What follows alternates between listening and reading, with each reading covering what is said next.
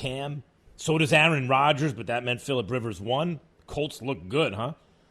Taysom Hill and the Saints D looked good. In case you're wondering about can Taysom Hill be a quarterback, so far so good, and that Saints defense looked great. Tua benched. Burrow finished for the season. Well, that was a nasty injury there. So much to get into. Mahomes coming back on the Raiders, and Derek Carr, who looked good. That's not the first time he looked good against Mahomes and the Chiefs. Carson Wentz, awful again. People finally seeing what I've seen the last year. Woo, is there stuff to get into. ESPN Nation is presented by Dr. Pepper. It's official. College football's back, and so is your favorite Dr. Pepper-loving college football town, Fansville. Head to a store near you to treat your inner college football fan to an ice-cold 20-ounce Dr. Pepper today. But first, it's time for Straight Talk, brought to you by Straight Talk Wireless. And where to begin? Can't even get into the NBA stuff. See Knicks fans happy that Nerlens Noel was signed. First Julius Randle and now Nerlens Noel. Oh, well, the hits never stop coming. I think you got to start with the best player I've ever seen. The best quarterback I've ever seen, Patrick Mahomes. You know, when you give Patrick, and by the way, Derek Carr played very well, and so have the Raiders, and the Raiders have matched up well with the Chiefs this season. But when you give Patrick Mahomes over a full minute, what do you think is going to happen? Did anyone watching that game, did you have any doubt for a second that Patrick Mahomes, when he got the ball back, wasn't going to score? I knew he'd make it look easy. I didn't know he'd make it look that easy, playing catch with Travis Kelce and stuff. Just like, he's so much better than everyone else. You know, talking to Brett Favre on First Take last week or 2 weeks ago, you know, Mahomes reminds me a lot of Aaron Rodgers, obviously. That's the closest comp. But Mahomes is bigger and stronger, it looks like, than Rodgers. But he has that electric kind of arm like Favre did, which was even more like Rodgers could thread the needle, but Favre's arm was electric. And he was also a gunslinger, right? As Favre said, Patrick Mahomes, to be a gunslinger, to be Brett Favre minus the turnovers, he's unbelievable. And by the way, for those who would say that the Chiefs looked vulnerable because of the defense, you know, okay, fine. Not only were the Raiders, I think it was Orlovsky on First Take today talking about how the Raiders were built to beat the Chiefs. Like, that's who they were built for, right? And they're divisional rivals and all that. But, like, if you want to talk about the kind of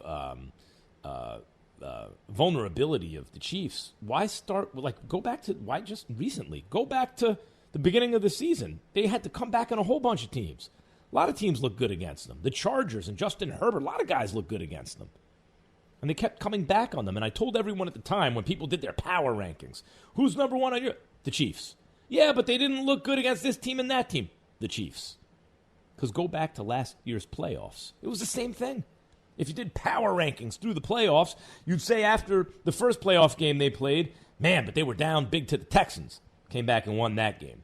The next playoff game against the Titans, and the Titans had a run game they could control the clock with and all this stuff, came back and beat the Titans. And in the Super Bowl, they're down double digits. They're down 2 scores in the fourth quarter. Came back to beat the Niners. What's different between this year and last year?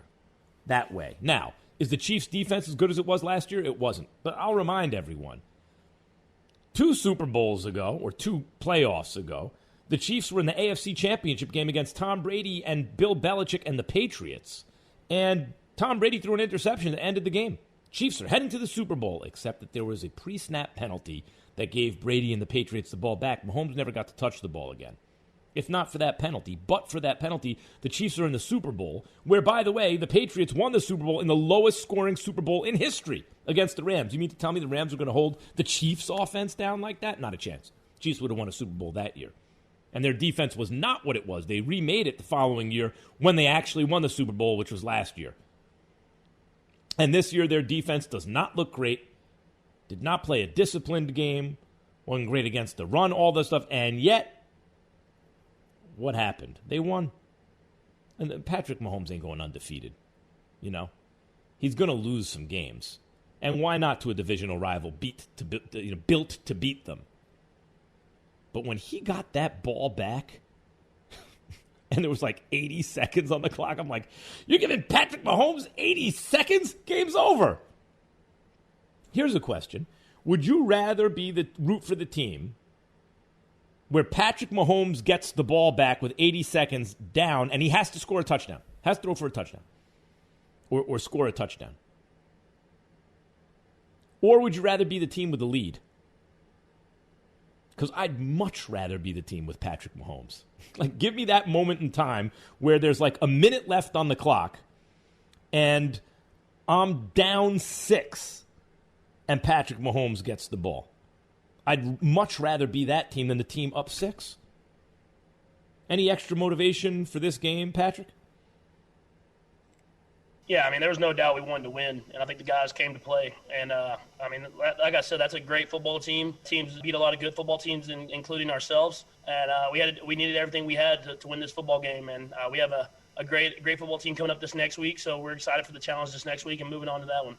You know who Mahomes reminds me of? The way he's a football nerd reminds me of, like, Andrew Luck or, like, Tom Brady or someone like that, like, or Russell Wilson. Someone like, when you hear them talk, you're like, that is the kind of plain Janist sort of football talk where you drank the Kool-Aid and you don't even have to pause to answer a question because you spit out the football answer, the team-friendly football answer, the PC football answer.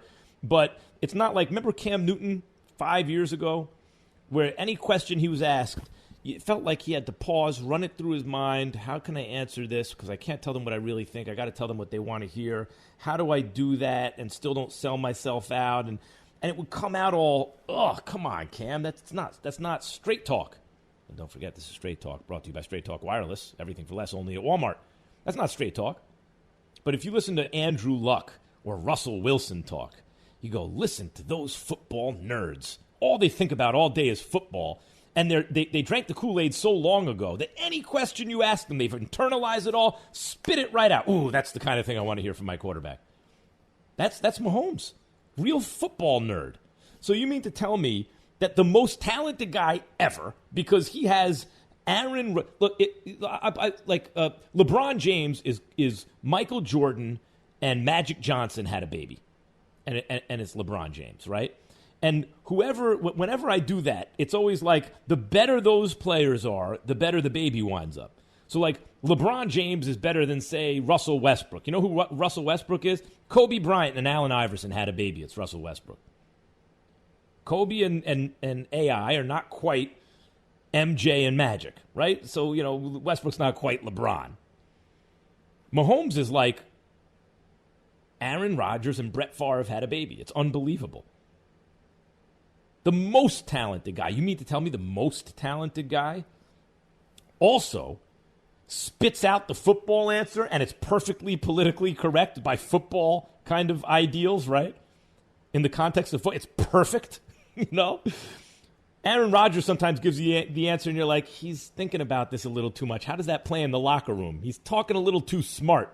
Give me a little more meathead, you know, right, Aaron Rodgers? You know what I mean. Brett Favre gives that to you just right, but then with the game on the line, he's gunslinging, and it's like, oh, hold on. Brett, come on, man. It's not just you out there. Your teammates, I know that stuff that you do gives your team a chance to win in games they might lose, but maybe you can win this game if you just don't make that mistake. Mahomes is the combination of both those. Knows exactly what to say. He's the perfect football, you know, give you the football answer, face of the franchise quarterback. And it's totally like he believes everything he's saying. And then he gets out on the field and he's totally electric and basically mistake-free. Like, no one's perfect. But you can't get... He's 27 touchdowns and 2 interceptions this year. You understand? He started his career 50 touchdowns, 12 interceptions, should have won the Super Bowl. Pre-snap penalty means they wind up losing in overtime where he doesn't get to touch it in the AFC Championship game.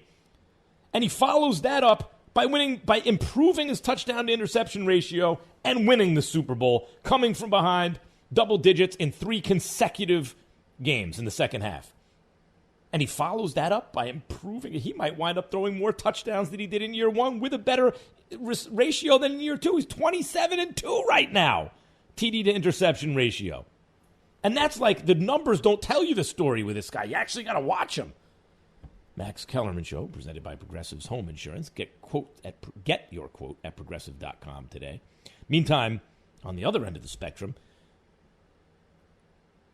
by the way, do you hear before I move on, hear what Andy Reid said about Patrick Mahomes?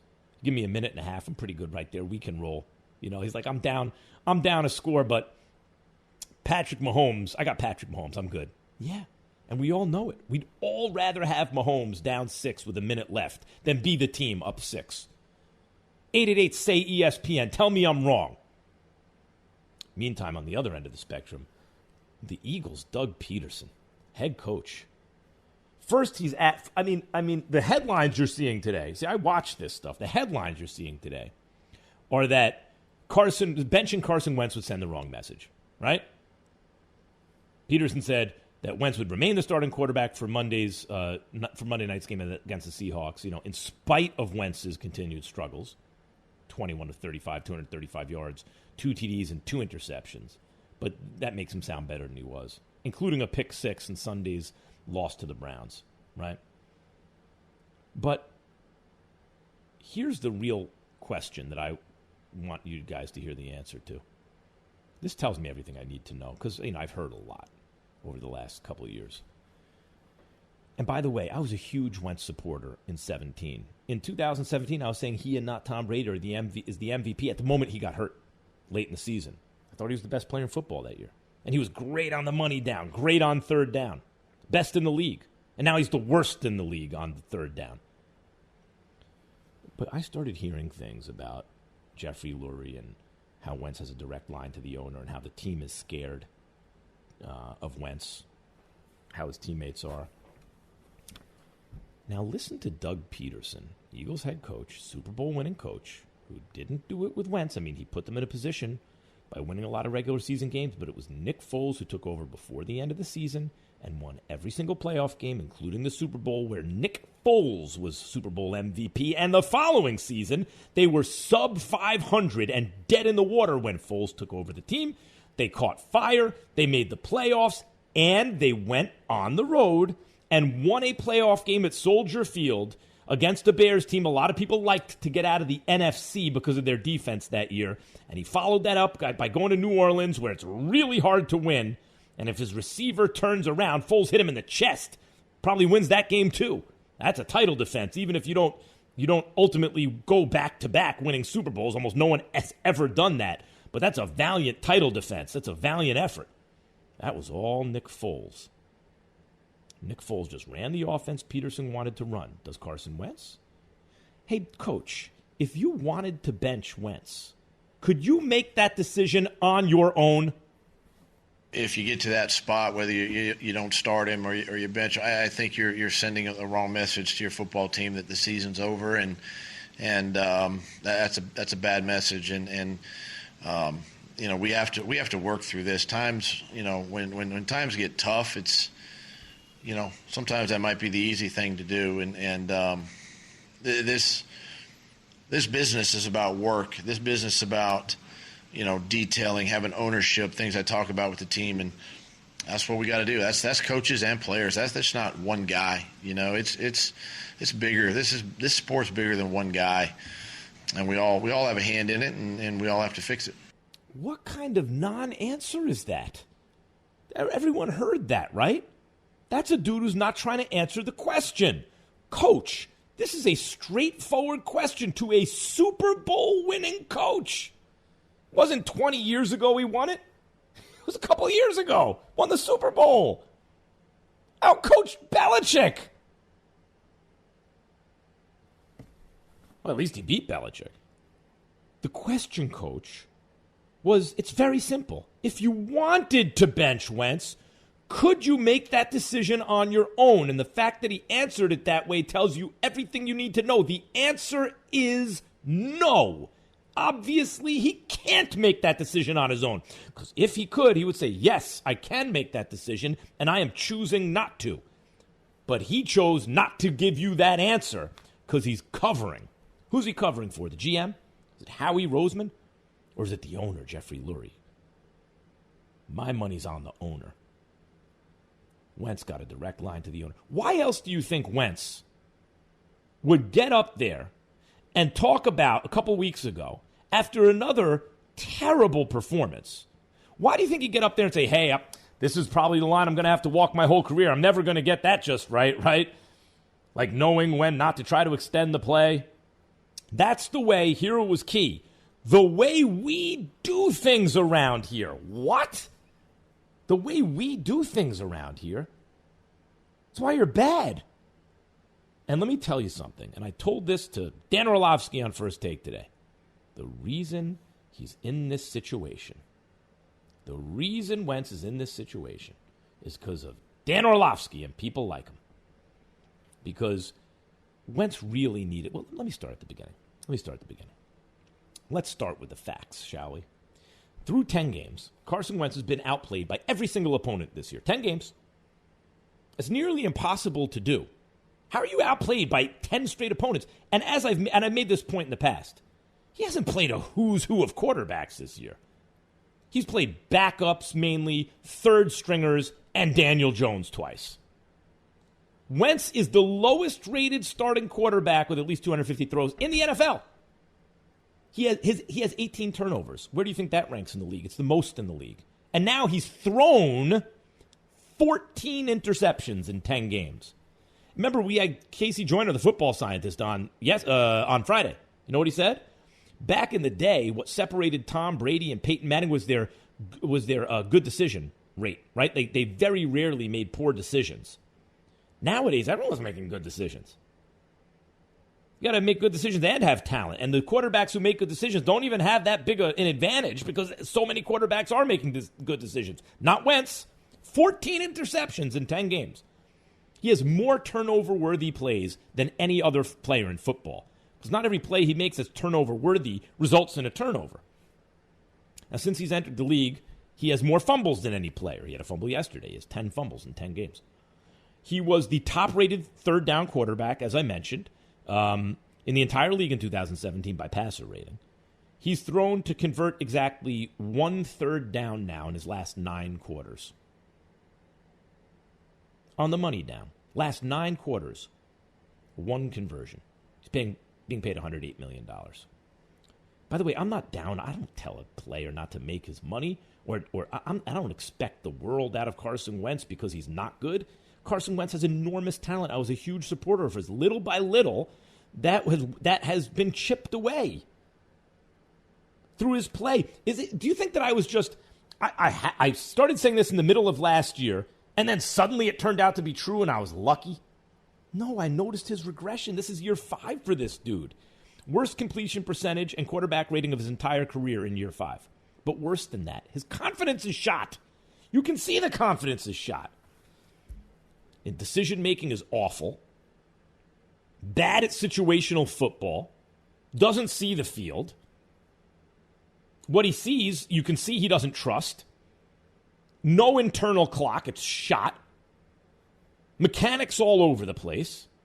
Should have had more than 2 interceptions yesterday. So why do I blame it on Orlovsky? Because at the end of last season, when he was getting healthy against the NFC East, he won 4 games against the worst division in the history of football until this year's NFC East. Instead of because he was being praised and lauded for this, an MVP candidate, he was awful.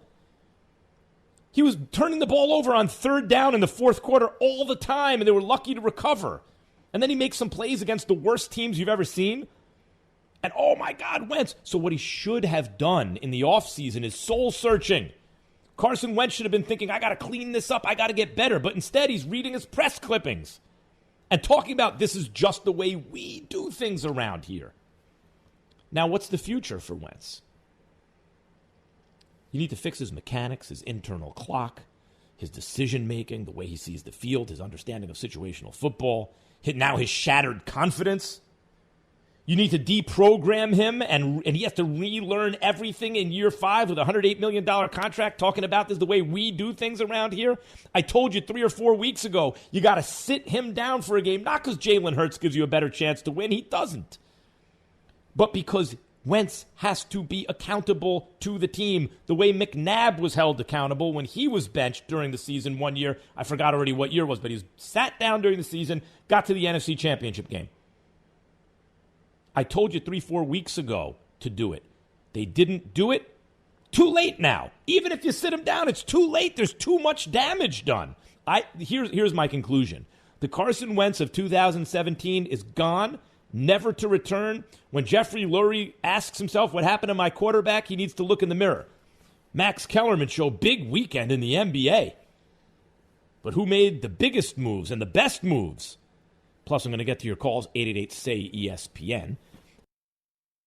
I saved big money with the Progressive Home and Auto Bundle, so I finally bought that new set of golf clubs. Watch out, Fairway. Here I come. This is not a real testimonial.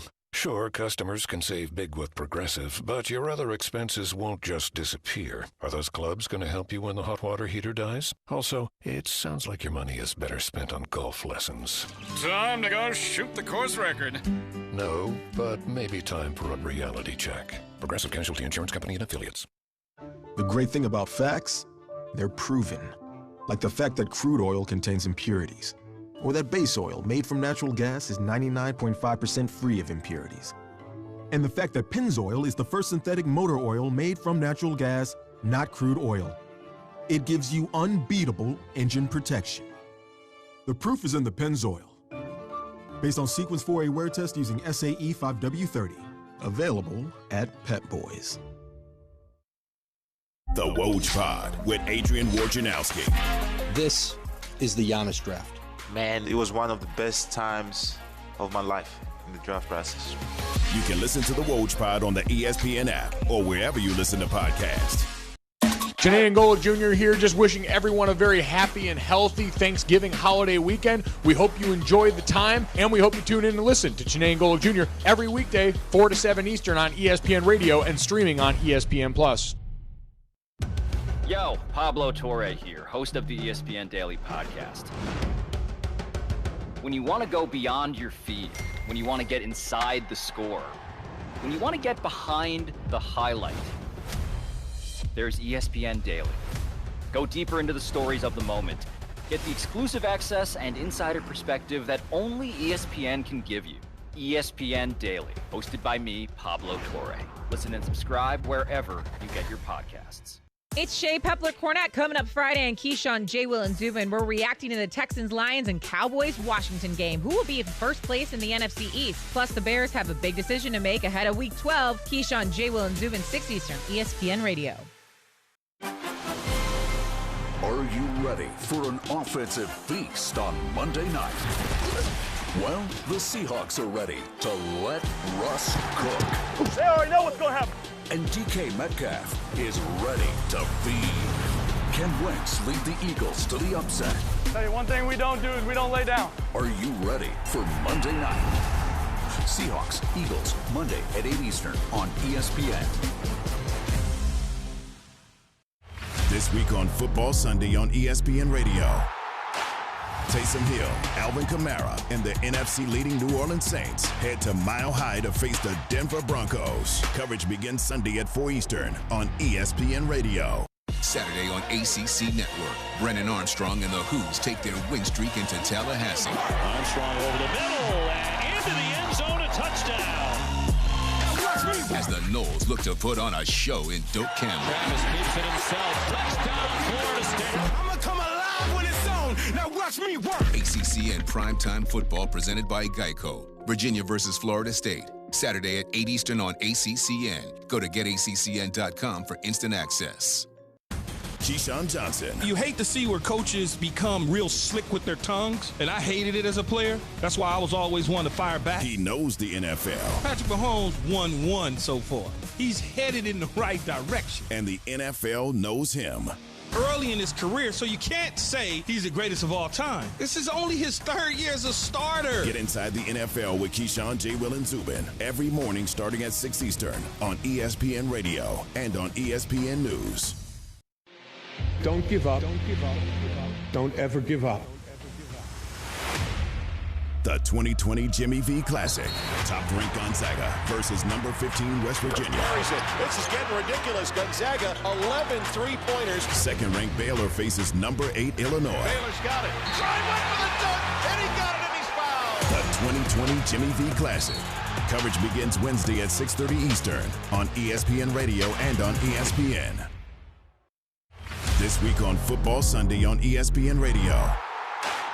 Derrick Henry trying to dive toward the pylon, and he hits it. Touchdown, Titans. The Tennessee Titans and the Indianapolis Colts go head-to-head in an AFC South showdown with first place on the line. I got nothing left. Touchdown, T.Y. Hilton.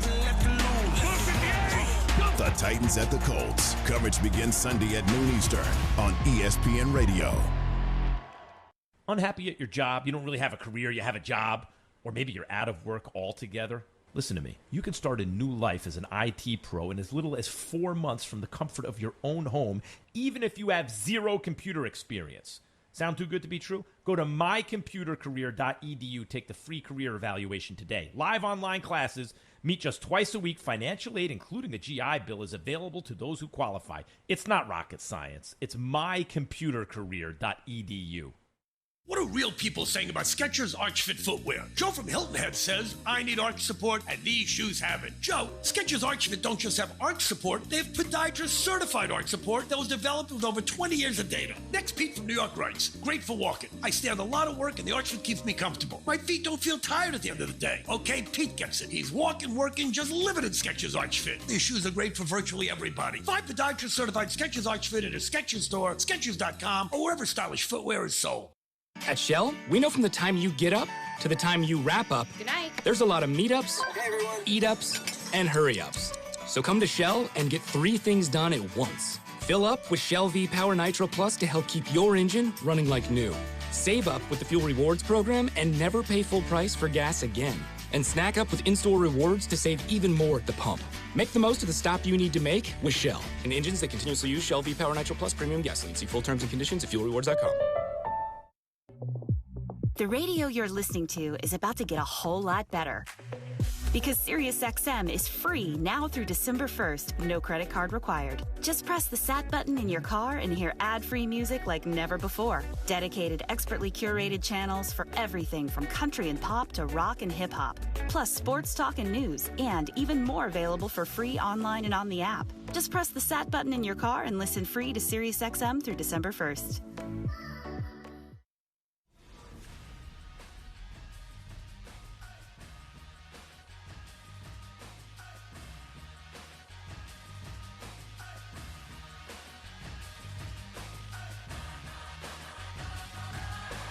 This is SportsCenter. I'm Christine Lisi. Happy Thanksgiving. Here's what's happening in the opening NFL game of this holiday. The Texans, who had 5 takeaways total entering their matchup against the Lions, had 3 in just the first half today, including a J.J. Watt pick 6. Deshaun Watson with a pair of touchdown passes for the Texans. They lead the Lions 23-14, third quarter just underway. From ESPN's Ravens reporter Jamison Hensley, the Ravens learned at least 3 members of the organization tested positive for the coronavirus yesterday, 4th day of an outbreak among the team. That led to the league postponing tonight's game against the Steelers. It's been tentatively rescheduled for Sunday at 1:15 Eastern. Look, we all accidentally damage our phones. It happens. Now, Straight Talk Wireless's new Platinum Unlimited plan includes phone protection. Just $65 a month for unlimited talk, text, data, and more. See Mobile Protect terms and conditions at Asurion.com/Straight Talk. Limitations and exclusions apply. Happy Thanksgiving to you and yours from me. Now back to more of the best of the Max Kellerman Show. How does Raj even choose it? How do you even choose the best of? Kendrick Perkins joins us in the Shell Pennzoil Performance line. What's up, Perk? What's up, Max? So I just gave you straight talk. No contract, no compromise. Straight Talk Wireless, Perk. I expect some straight talk out of you now. What's going on? Well, you tell me. Who won? What team is winning at this moment free agency, do you think? It's a few teams that are winning, but who is the biggest winner? It's the Los Angeles Lakers. Mm-hmm.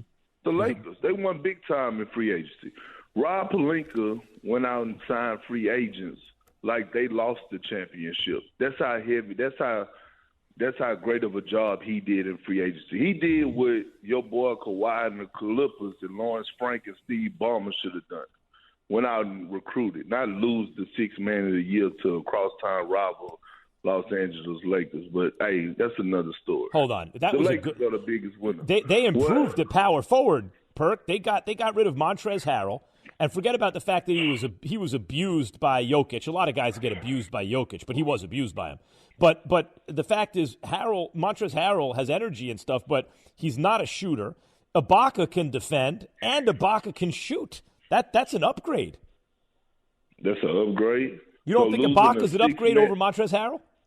No, not losing a guy that gave you 19 points and 7 rebounds and won sixth man of the year, and you lose him, and you tell me that a guy that you bring in and Serge Ibaka, who had a pretty solid year last year, is a significant upgrade to your sixth man of the year candidate. I agree. Yes, I would say so. Yes, I think Ibaka is a very good defender and can play real minutes next to just about anyone because he can also stretch the floor.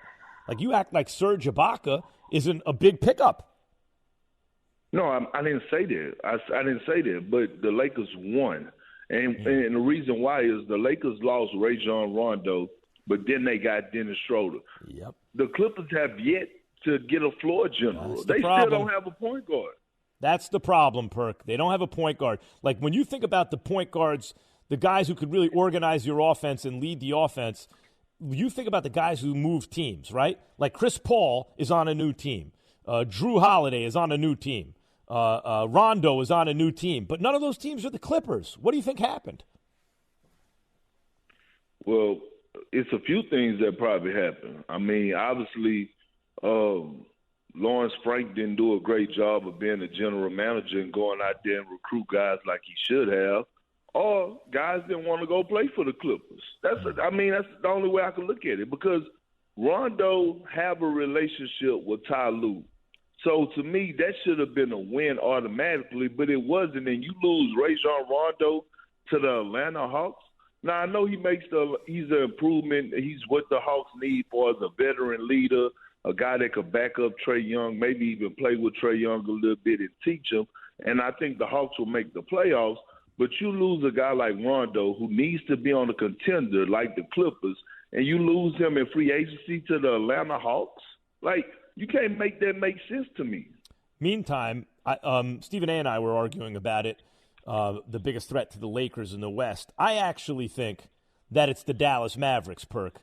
Dallas, if they're healthy, Luka is a superstar with room for improvement. Like, he can shoot, but he could shoot the ball better than he shot last year. He could play defense better than he played last year. He's already about an MVP caliber player. He's way under 25. And Porzingis is 7'3" and can play defense, real defense, and shoot the three. So, like, you have those two guys, and then Dorian, Finney. You have Kleber. You have guys with size who can shoot and defend kind of everywhere you look on that team. I like Dallas. Who do you like as the biggest threat to the Lakers in the West? It's Portland, the Trailblazers. They have the second best team in the Western Conference, and I don't see how you didn't recognize that. With them adding Robertson, Covington, you having the big fella Nurkic coming back healthy. They re-signed Carmelo Anthony, and they had some other key additions. You're going to have Zach Collins back. And then you have the best point guard in the game today in Damian Lillard. So, I mean, you talk about what C.J. McCollum could bring to the table. To me, the Trailblazers did a great job in free agency, and they're the second best team in the West. And the third best team right under them is the Phoenix Suns. They're better than the Dallas Mavericks. Yeah, well, I don't know. Hold on. I like Phoenix a lot, but even Portland. I know Covington is long and can play some defense, but Portland was awful defensively last season. That one addition like that doesn't change that they were awful defensively. They have to get so much better defensively, Perk. Yeah, but it's a difference, Max. They was missing Big Nurkic. He's their anchor. And now he's back starting the season healthy, along with a healthy Zach Collins coming in off the bench. I like the direction that Portland is going in. Yeah, I like your Phoenix pick a lot. I mean, like Phoenix, Chris Paul, and you and I have discussed it on First Take. should make their big guy better, DeAndre Ayton better. And we saw the kind of jump that Devin Booker took from he was kind of went from like a stat stuffer on a bad team to a great player on an ascending team. I really do like the Suns a lot. I don't know if I like them as much as Dallas. I think you're kind of sleeping on the Mavs, Perk. I'm not sleeping on the Mavs, but I'm looking at what the Suns have done in this offseason, and they drafted the kid Jalen Smith at the 10th pick. I love him playing on the side of DeAndre Ayton, and then they went out and they got Jay Crowder, and they got a stud. In my opinion, that could come off the bench and give them 15 to 16 points, and they still got Cam Johnson, and they still have and Mikal Bridges. But guess what? Bridges and Johnson. You're right. Yep. But they signed each one more, Max. Nobody's even talking about that. Yeah. This is the guy that could give you 12 to 14 points off on the the bench. low. I think you and I may have Phoenix in the same spot, which is, to me, Phoenix might – God, the West is going to be tough. Phoenix, you could make an argument, is third to me. I mean, we have a different number two. And certainly Portland's deeper than the Mavs. But I like the Mavs' top talent better than Portland's top talent. I think straight up Luka is better than Damian Lillard, and I think the world of Damian Lillard. But Luka's a little bigger and is offensively just ridiculous. And Porzingis, man, people don't – if Porzingis is healthy, and they're going to be very careful with his knee early in the season, that dude is a monster. And then they have size and defense and shooting. But I know what you mean. They're not as deep as, say, and they got Josh Richardson, too, who's a nice 3-and-D addition to them. Yeah, but Josh Richardson don't fit well like Steph Curry did. I thought that was because Steph Curry is the guy that could stretch the floor. Josh Richardson is not that type of guy. Luka needs spacing around him. Mm-hmm. And Steph Curry, you can't leave him. He shot what, 43% from three? He's probably hands down the best shooter in the game today. And I'm talking about even over his brother Steph. Seth can shoot the lights out, but Perk, there's a reason. He's a defensive liability. There's a reason he doesn't play at that many minutes, the fact is Josh Richardson probably going to get more minutes than Seth got, right? So that's a fact. I know what you mean. I like Seth a lot, and I like him on Philadelphia a lot. But they did pick up a whole lot of defense in this move, and I feel like Josh Richardson can shoot it just well enough to call him a 3-and-D kind of guy. You can't leave him alone. Maybe he doesn't stretch it like Seth, but you can't leave him alone. He'll hit a shot. Well, I tell you what, he better get more minutes than Steph Curry. He's making almost $8 million more. He better get more a year. He better get more minutes. But look, I like Josh Richardson. I'm telling you, I'm a fan. I just feel like Dallas gave up a lot. But I will say this. They didn't have the point guard Bronson last year, right? Right. He's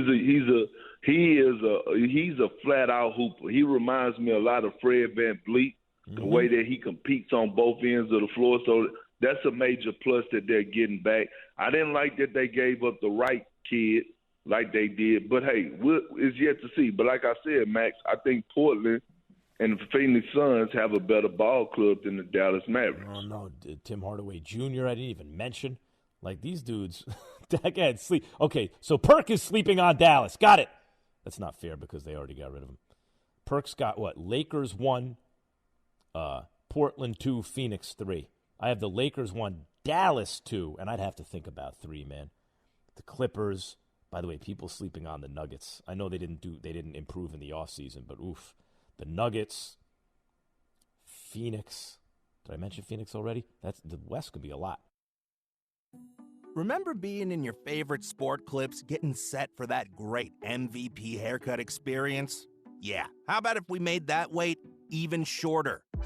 Now, with Sport Clips On Deck text alerts, when you check in online or with our app, we'll text you a 15-minute heads up when it's time to head in. And when you're the next man up, you'll get another text to come take your seat. Less wait time, more prime time. Sport Clips. It's good to be a guy.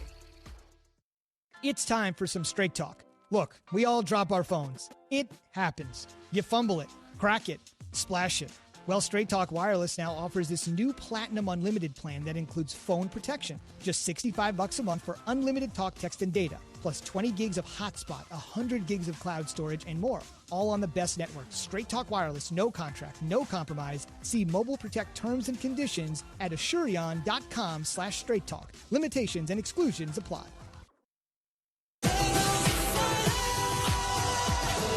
We need your help. We need money for research. It may not save my life. It may save someone you love. Because of all the donations, mine is one of the lives that's been saved. Donating would help get better treatment so more kids can survive. Our mom is cancer-free! Don't give up.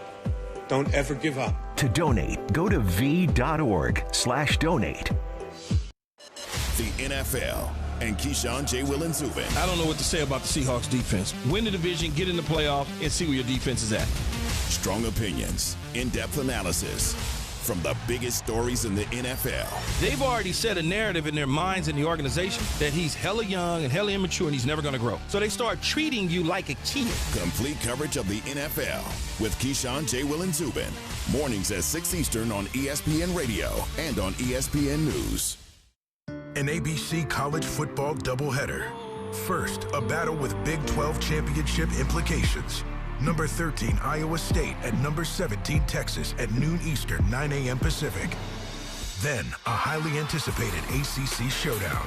Number 2, Notre Dame at number 19, North Carolina at 3:30 Eastern, 12:30 Pacific. ABC College Football presented by PlayStation 5, Friday on ABC and streaming live on the ESPN app. This week on Football Sunday on ESPN Radio. Derrick Henry trying to dive toward the pylon, and he hits it. Touchdown, Titans. The Tennessee Titans and the Indianapolis Colts go head-to-head in an AFC South showdown with first place on the line. I got nothing left. Touchdown, T.Y. Hilton. The Titans at the Colts. Coverage begins Sunday at noon Eastern on ESPN Radio. The 2020 Champions Classic. Number 13 Michigan State at number 9 Duke, followed by 10th ranked Kentucky versus number 6 Kansas. Coverage begins Tuesday at 7 Eastern on ESPN Radio and on ESPN. Yo, Pablo Torre here, host of the ESPN Daily Podcast. When you want to go beyond your feed, when you want to get inside the score, when you want to get behind the highlight, there's ESPN Daily. Go deeper into the stories of the moment. Get the exclusive access and insider perspective that only ESPN can give you. ESPN Daily, hosted by me, Pablo Torre. Listen and subscribe wherever you get your podcasts. The 2020 Jimmy V Classic. Top-ranked Gonzaga versus number 15 West Virginia. Second-ranked Baylor faces number 8 Illinois. Coverage begins Wednesday at 6:30 Eastern on ESPN Radio and on ESPN. The journey happens here. This Champions Classic is the best thing to start a season. You couldn't have drawn it up better if you tried. We've got your blue bloods and blue chippers. You can't teach that, baby. Championship DNA and classic duels. That gets my juices flowing, man. I can't wait. College basketball is here. It's time to go to work. The State Farm Champions Classic, Duke, Michigan State at 7:30 Eastern, then Kentucky, Kansas, Tuesday on ESPN. The Mina Kimes Show, featuring Lenny. Robert Mays. What John Gruden is doing right now with the Raiders, in my opinion, pretty much the same thing that Andy Reid did in his second act with the Chiefs. The amount of creativity and grafting modern ideas onto tried and true West Coast principles, I think it's the exact same thing, but John Gruden isn't like a big, lovable guy, so we don't give him the same credit that we do with Andy Reid. Listen and subscribe to The Mina Kimes Show, featuring Lenny, wherever you listen to podcasts. This week on Football Sunday on ESPN Radio. Over the top, touchdown New Orleans. Week 1 with Taysom Hill under center for the Saints was a success, and they continue to sit high atop the NFC standings. This week, they head to Mile High to face the Denver Broncos. I got nothing left. Touchdown Denver.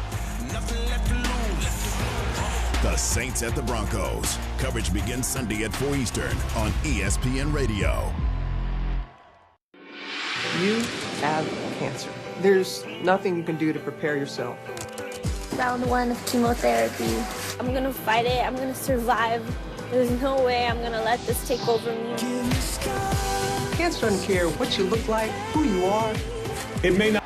It's an SEC showdown in Columbia, South Carolina, when the 13th-ranked Georgia Bulldogs face the Gamecocks in South Carolina's final home game of the season. Touchdown.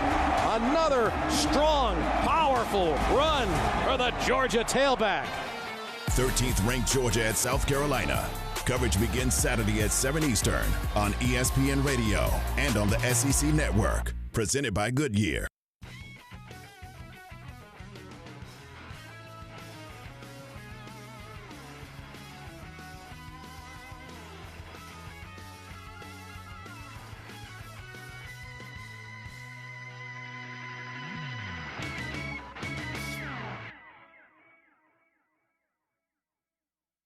Happy Thanksgiving to you and yours from me. Now back to more of the best of the Max Kellerman Show. How does Raj even choose it? All right. Oh, look at this. No, I get money. I thought we play I get money. Instead, no, that's for No Doubt, man. That's for No Doubt. This is Power Rankings. Yeah. I don't know. I never listened to the show. Go ahead. But I know we got some changes are coming. Changes are coming because last week, Max, the Packers were number 5 in your Power Rankings. Yeah. Who have replaced the Packers at number 5? Phillip Rivers and the Indianapolis Colts. The team that beat them. The team that beat them. The Colts are a well-balanced team, and I like them a lot on paper going into the season. The only thing I didn't believe in was their quarterback. But Rivers has played well. Let's call it what it is. He's played well. He's proven me wrong so far. It's so funny in sports. It's like patience, patience, patience, patience, patience. And just when you run out of patience, more patience, right? Because then eventually if you – I thought that with Phillip Rivers. His whole career, I've been waiting for the guy to come through. Whole career. I was a fan of his, waiting for him to come through. Always looked like a deer in headlights when it mattered most to me. But so far this season, not the same. And then I started thinking maybe it's a Chargers curse, right? Like it was just the kind of game against they're going to snatch defeat from the jaws of victory. No, he ain't on the Chargers anymore. He's on the Colts now. He might be all right. Colts are 5. All right, number 4, another team that may have exited the Max's Power Rankings. The Bucs were number 4 last week. Who's there now? Replaced by the team that beat them. L.A. Rams are number 4. Is this their debut in the Max's Power Rankings? Have we had the Rams in there? I don't think they've been in there. Here, look. Okay. The way Goff looked, and let's not forget, when they went to the Super Bowl, 2/3 of the way through that season, whatever, week 10, week 12, whatever it was, when we were talking about MVP, we were saying the Rams, who looked like the best team in football, they looked like the Chiefs with defense, right? 2/3 of the way through that season. But we were talking about Goff. They had 3 MVP candidates. Remember this? Aaron Donald, Todd Gurley, and Jared Goff. Then Goff kind of fell off, and he looked bad in the Super Bowl, lowest-scoring Super Bowl of all time. But he's got a couple receivers, and Robert Woods and Cooper Kupp. They can get it done, and they have chemistry. They've played together for a while. And he spreads the ball around. And they can run. They have a run game. And they have an offensive-minded coach and an innovative coach. And they got a defense. They got guys who can ball hawk. They got corners who, Jalen Ramsey, he can shut you down. You can put him on a lead wideout. They have one of the greatest defensive players in his prime right in the middle of it all, and Aaron Donald. They're at 4. Yes, sir. Okay. Number 3, you had the Saints, but did losing Drew Brees and going to not Jameis Winston, but Taysom Hill. Did that drop them out of your number 3? Who's number 3 this week, Max? The New Orleans Saints. Did you see right there. That defense? I know it's the Falcons, but did you see that defense? That was the story of the game in a larger sense was Taysom Hill, right? Because, look at that. He can read defenses. We knew he could run. We knew he could catch. we knew, and he could throw it well enough. I didn't know he could read. And by the way, he read it better and better as the game went on. He made better and better decisions as the game went on. It was very encouraging. But the defense was, in terms of like what influenced that game, the Saints' defense, if that's their defense, if their defense is 80% of what it looked like against the Falcons, they are going to get out of the NFC. The Saints are going to be a problem for anyone, including the Chiefs, if that's actually their defense. Who's next? All right, next is the question of the week, I'd say. Everyone talking about this. Did the Steelers finally leapfrog the Chiefs? And I mean the 10-0 Steelers, Max, not just any Steelers, the 10-0 Steelers. Have they finally done enough to make them number 1? No one believes in these Steelers. I even told Stephen A. We debated today on First Take. What's this game more about, Steelers or Ravens coming up? He said it's actually about the Ravens, all the questions about Lamar Jackson. I was like, Stephen A. Smith, you are a Steelers fan. It's Week 12. There's an undefeated team in Week 12 that you're a fan of. And you're talking about it's about the other team at 6-4. It's about the Steelers because no one really believes they're special. You know, people still don't believe. I'm starting to believe more and more in the Steelers. And that means we got a new number one. I have them number 2 in my power rankings. What? Wait a minute. What? I don't care what the Steelers do. The Chiefs could have lost to the Raiders. I'd have put them number 1. You have Patrick Mahomes, the fastest land mammal on the same team, one of the best pass-catching tight ends I've ever seen in Travis Kelce. Mm-hmm. And a slightly underrated defense. Like, the Chiefs' defense is more like it was 2 years ago than it was last year. But even 2 years ago was a little better than given credit for. I don't care what the Chiefs look like. Don't forget, they looked bad throughout all the playoffs last year. Down big to the Texans. Down big to the Titans. Down big to the Niners. What happened?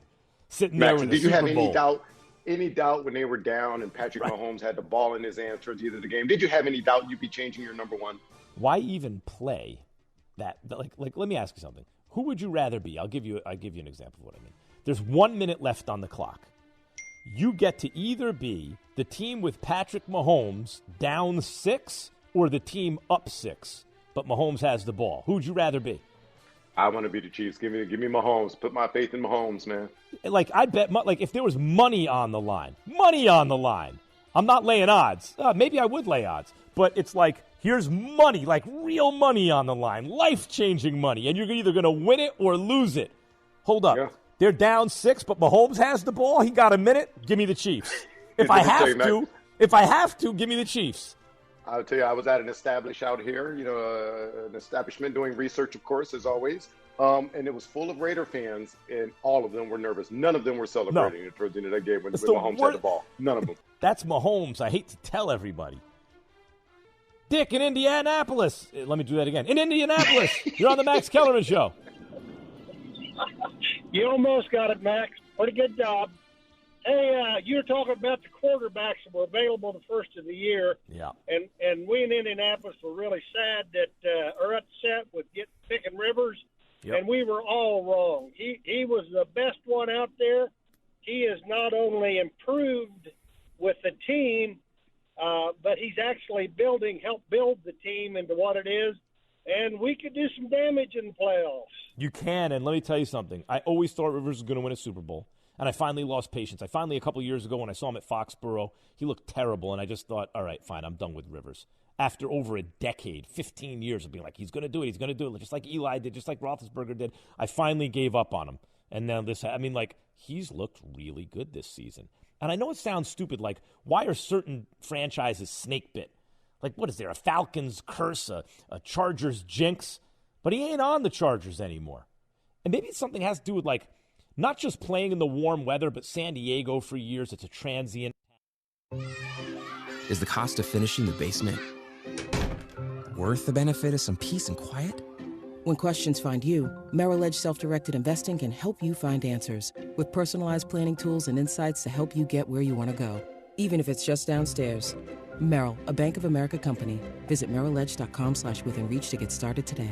Investing involves risk. Merrill Lynch, Pierce, Fenner & Smith Incorporated. Registered broker-dealer, member SIPC. Investment products are not FDIC insured, are not bank guaranteed, and may lose value. Businesses have had to be flexible this year, from working remotely to pivoting their business models for long-term survival. This has made hiring for your business even more challenging. Thankfully, there's one place you can count on to make hiring easier. ZipRecruiter.com/Max. ZipRecruiter's technology finds the right people for your job and invites them to apply. It's no wonder that 4 out of 5 employers who post on ZipRecruiter get a quality candidate within the first day. Try ZipRecruiter for free at ZipRecruiter.com/Max. That's ZipRecruiter.com/Max. Sí, very intrigued by the Dan Le Batard Show on ESPN Radio. Masters didn't live up to the expectations. DeChambeau wasn't very good. I'm very angry with him. Who had Bernard Longer being better than Tiger and DeChambeau? Put it on the poll, Guillermo. Did you have Bernard Longer being better than DeChambeau and Tiger? At one point, he was out-driving DeChambeau. The Dan Le Batard Show with the Stucats on ESPN Radio and ESPN Plus. Janae and Golick Jr. And I've always said, I'm surprised people don't really go at them at the rim, because Draymond is like 6'6", right? And he's been holding down that rim for a long time. And so now they found someone that's young. I believe he's 7'1", with a 9'6" standing reach, 19 years old, talented, athletic, mobile, and he's going to be a rim protector. And pick and roll, like, you're not going to be able to guard that dive to the rim. So they found their guy at center in James Wiseman. So I feel like I'm glad the Warriors did not panic and think, oh my gosh, based on this news, we have to change our whole scheme. The Warriors never panic, and they're also one of the best organizations and franchises that have developed talent. Think about Steph, Clay, Draymond, guys that people sort of looked past and they turned into, stars in the league. So I expect the same of Wiseman as well. Janae and Golick Jr. Weekdays at 4 Eastern on ESPN Radio. And now, watch exclusively on ESPN Plus. This week on Football Sunday on ESPN Radio. Over the top, touchdown New Orleans. Week 1 with Taysom Hill under center for the Saints was a success, and they continue to sit high atop the NFC standings. This week, they head to Mile High to face the Denver Broncos. I got nothing left. Touchdown Denver. Nothing left to lose. The Saints at the Broncos. Coverage begins Sunday at 4 Eastern on ESPN Radio. It's time to rise and grind. Keyshawn, J. Will, and Zubin. Just chill. Kansas City's defense was not great last year. Toward the end of the season, they became one of the better defenses in the National Football League. And I think over time, Seattle's defense will get better. Everyone keeps holding the standard to the Legion of Boom because the Legion of Boom is the reason that they got to 2 Super Bowls. It has shifted since then. It shifted to a heavy pass run oriented offense until they started to get a running game going like they did last night. Now, you start to get playmakers and players back. Plus, when you go back and you look at the first victory against Arizona had against Seattle, it wasn't like Arizona. They won in overtime. So whatever little mistakes that Seattle made to lose that football game, they're going to correct those mistakes. And they did it, and you saw the results. Keyshawn, J. Will, and Zubin. Weekday mornings at 6 Eastern on ESPN Radio, your smart speaker, or on ESPN News. ESPN Podcasts, no matter what you're a fan of. Welcome into the Fantasy Focus Football Podcast. Hollywood mogul McConaughey. This is the kind of guest you're going to get on the SV Pod. His reputation is destroyed. I don't feel sorry for Donald Sterling. The final question comes from Lenny. The legend that is Adam Schefter. It's Julie Foudy. Simone Biles is in the house. Listen to me now. Believe me later on. This has been ESPN Daily. I'll talk to you tomorrow. ESPN Podcasts. Something for everyone. Listen wherever you get your podcasts. The Adam Schefter Podcast. On this week's Adam Schefter Podcast, former Texans general manager Rick Smith. My life has been structured and organized. The goals I had were planned. This situation was the first time in my life where I had to surrender and not be in control that way. I couldn't plan what was going to happen because I didn't know what was going to happen. Listen and subscribe to the Adam Schefter Podcast wherever you get your podcast. An ABC college football doubleheader. First, a battle with Big 12 championship implications. Number 13, Iowa State at number 17, Texas at noon Eastern, 9 a.m. Pacific. Then, a highly anticipated ACC showdown. Number 2, Notre Dame at number 19, North Carolina at 3:30 Eastern, 12:30 Pacific. ABC College Football presented by PlayStation 5, Friday on ABC and streaming live on the ESPN app. Mike Greenberg, Greeny, But there go the Warriors, and there goes Klay Thompson. So now he's got the devastating injuries to both legs, and that's going to be 2 full years that he misses, and he'll be 32 years old when he comes back. Now you've got the Lakers, and you're looking, okay, how many teams? Do you need more than the fingers on one hand to count the championship contenders? The Golden State was definitely one of them. Are they now? I don't think so. Greeny with Mike Greenberg, weekdays at noon Eastern on ESPN Radio. And now, watch exclusively on ESPN+.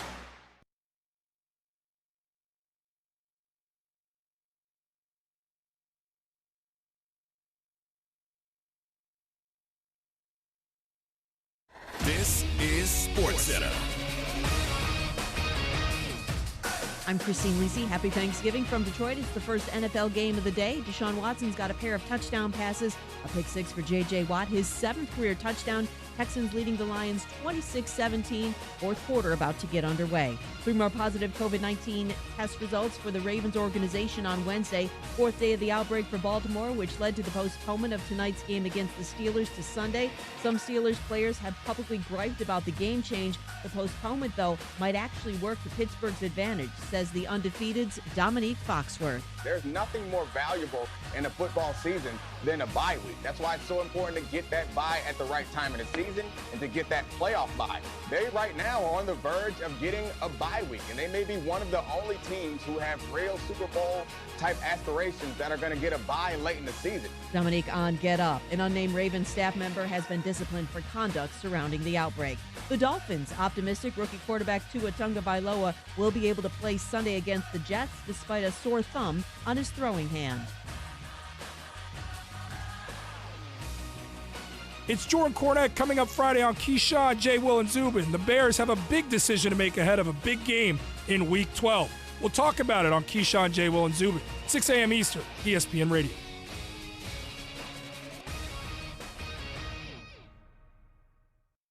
By the way, this Maradona news, I remember in college, Maradona was probably in his early 30s, arguing with people who, wasn't a big soccer fan and, arguing with people about where different athletes ranked in terms of popularity or effectiveness in their sport, whatever. And Maradona's name would come up. And he was still an athlete, still world-class athlete, early 30s. And man, how time flies. Like you blink, and it's very sad news that he has passed away at the age of 60, far too young. And I had to do a double take. Wait, Maradona's 60? How did that happen? And then I realized, 25 years plus. It puts him, if he was in his early 30s then, and you add 27 years, whatever it is, there he is, 60 years old. And it's a shame he won't get older. That's some very, very sad news about one of the most popular, accomplished athletes in the world. At any rate, Steelers-Ravens is rescheduled. This is the second time the Steelers have had to be accommodating. And this is the kind of season COVID is. The COVID season, COVID has made this NFL season, if you want to get through it, in the absence of a vaccine, which is coming down the pike but isn't here yet, and they made a miraculous progress on the vaccine, right? If you want to play football, everyone's going to have to be accommodating. Everyone's going to have to make compromises. And so the Steelers are being very cooperative. But damn, are they getting screwed. Like the Titans mess up, the Steelers suffer, right? They have to move their bye around. And now they play a million weeks in a row instead of getting their bye week when they were going to get it. And now, once again, instead of playing on Thanksgiving, it was the best game by far on Thanksgiving, that's getting moved to Sunday. Now, there's no question, if it's an actual health concern, we don't know how many of our guys have it. We still have to test. We don't want them to transmit it to the Steelers. I get that. But if you're the Steelers, you're going, damn, everyone else keeps messing up. Or at least whether or not they're messing up, they have issues, and we are the ones having to pay for it. I think that actually helps the Steelers here play with a chip on their shoulder. Otherwise, I'd say Baltimore would have even more motivation than Pittsburgh right now. Because, yes, Pittsburgh's working on an undefeated season in Week 12. But it's unlikely that, I think they have a shot at it. But it's more likely than not that they're going to lose at least one game. As I've explained, even if you look at Pittsburgh's schedule, you go, they're 70% likely to win this game, 60% likely to win this game, 70% likely to win that game. Okay, so you got 70 times 60. That's now they're 42% likely to win both games. Times 70, right? Now they're 29% likely to win 3 games in a row. So even if they're good, solid favorites in the rest of their games, and they're not always, some of those games are going to be close odds, they're overwhelmingly likely to not be undefeated. And yet, I think they have a good enough chance to do it that they're live underdogs. The odds are stacked against them, but I think they're live underdogs. And yet it's Baltimore who would come into that game like, hold on, they've already beaten us once. In this rivalry, since the turn of the 21st century, and we are in the 3rd decade of the 21st century already, heading into this season, they played 44 times. 22 wins for the Steelers, 22 wins for the Ravens. That's evenly matched. Look at the point differential. Look at everything. It's like dead even. It's insane. Both with championships, both with, these are proud franchises. You heard Ryan Clark say, who was a Pittsburgh Steeler and won a Super Bowl with them, you want to be the team in a good position, play the Steelers or the Ravens the week after they've played each other. Because not only is there an emotional letdown, but they're beat up. Those are tough physical games. Not dirty, but tough physical games. At any rate, Ravens would be very motivated. They've already lost to the Steelers. Lamar has lost a bunch of games. And are they the same and all this stuff? But if they're not at 100% and the Steelers feel like, damn, man, we keep getting jobbed, I like Pittsburgh. And they have a right to think that. Happening, and the fact that they're undefeated, given what they've already had to do, I mean, they haven't had the toughest schedule in the world, but they've beaten some good teams, including Tennessee, including Baltimore. The fact that those are 2 teams that I just mentioned that they've had to accommodate and move their schedule around for and shift their bye and not play on Thanksgiving makes what they're doing even more remarkable. And this is a team most people don't believe in. Find me someone who's going to say the Steelers are going to win the Super Bowl. Do they have a chance? Yes. Can they give the Chiefs problems? Yes. But go find me someone who's actually picking the Steelers to win the Super Bowl. Meantime, what's going on in Tampa? Bruce Arians, Tom Brady. Is it really the case, as is being discussed widely today especially, but recently, that there's tension? That Bruce Arians wants his offense a certain way, and here comes Tom Brady, and now Tom Brady wants to play offense differently, and now Tom Brady wants AB, who Arians has been on record saying he doesn't fit in our clubhouse, in our locker room, and then Arians has to take AB because Tom Brady wants him. Is that what's going on? Is that why Bruce Arians is saying things like the Bucs offense comes down to whether, quote, the quarterback plays well or not? That was from Bruce Arians' weekly radio show Tuesday night. Quote, offensively, it's just a matter of each and every week if the quarterback plays well or not. And our job is to make sure he's comfortable and let him play well. Bruce Arians also said that in practice, Brady's making those throws down the field.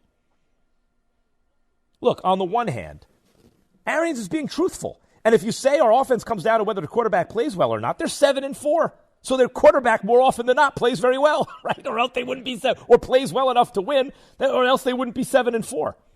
Remember, the over-under for them with wins was 9.5 wins. And I'd take the over on that. I'd have taken 10. It might wind up being 11. But the over-under for them wasn't 11.5 wins or something crazy like that. They're right on pace to where they should be. Matter of fact, they're a little ahead of their pace, I would argue.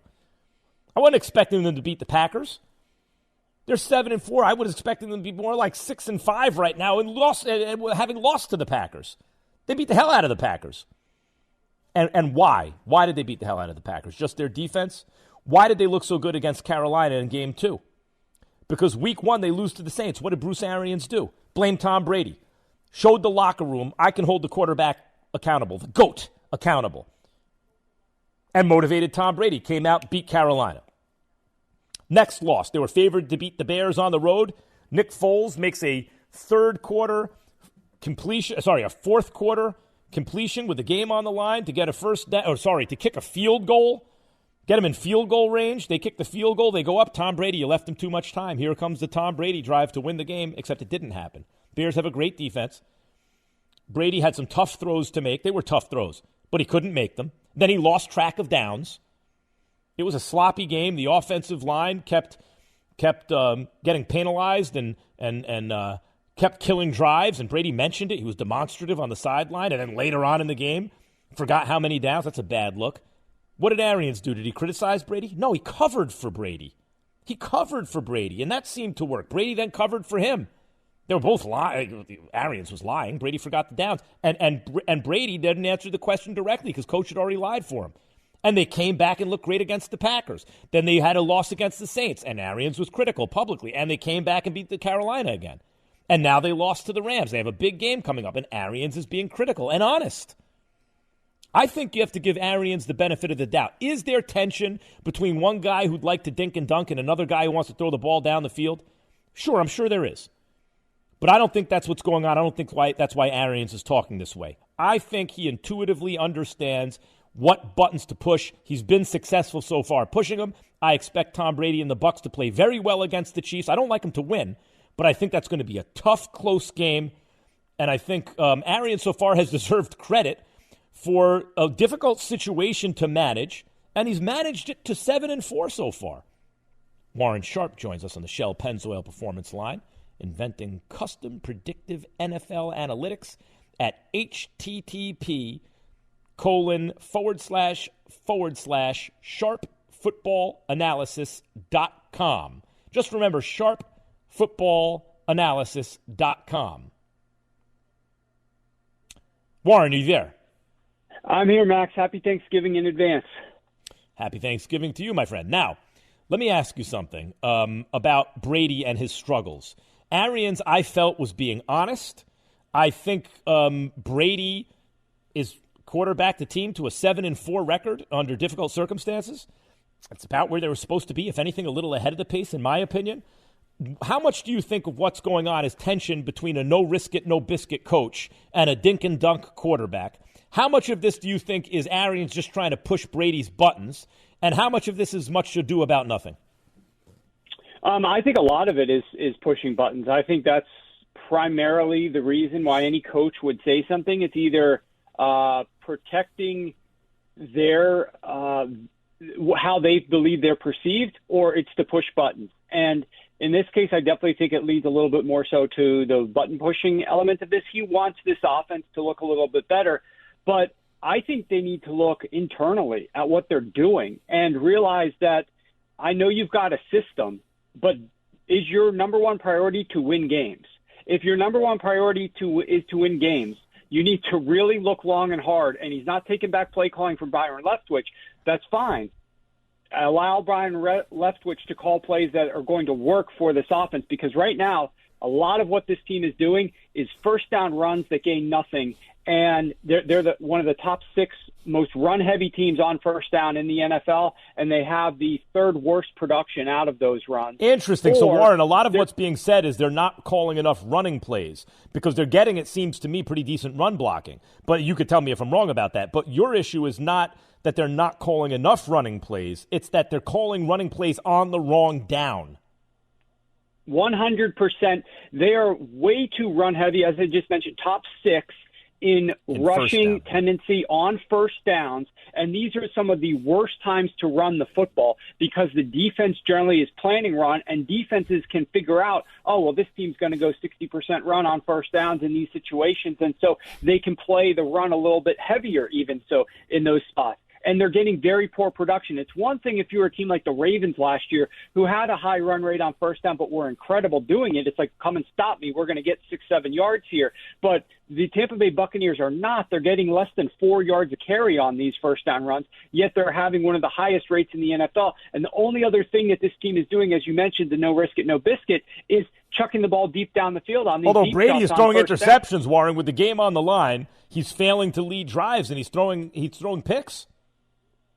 Yeah, well, look, what did Tom Brady do well in New England? If we backtrack to what he was doing in New England, where he was commanding an efficient offense when they actually had weapons there, they were a very high pass rate on early down football team. Mm-hmm. They avoided third downs quite frequently. They were not a big chuck offense down the field, and they were not a massive run on first down team either. They were balanced, but they avoided third downs due to their efficient play calling on early downs, and that's what they are absolutely not doing enough of in Tampa Bay.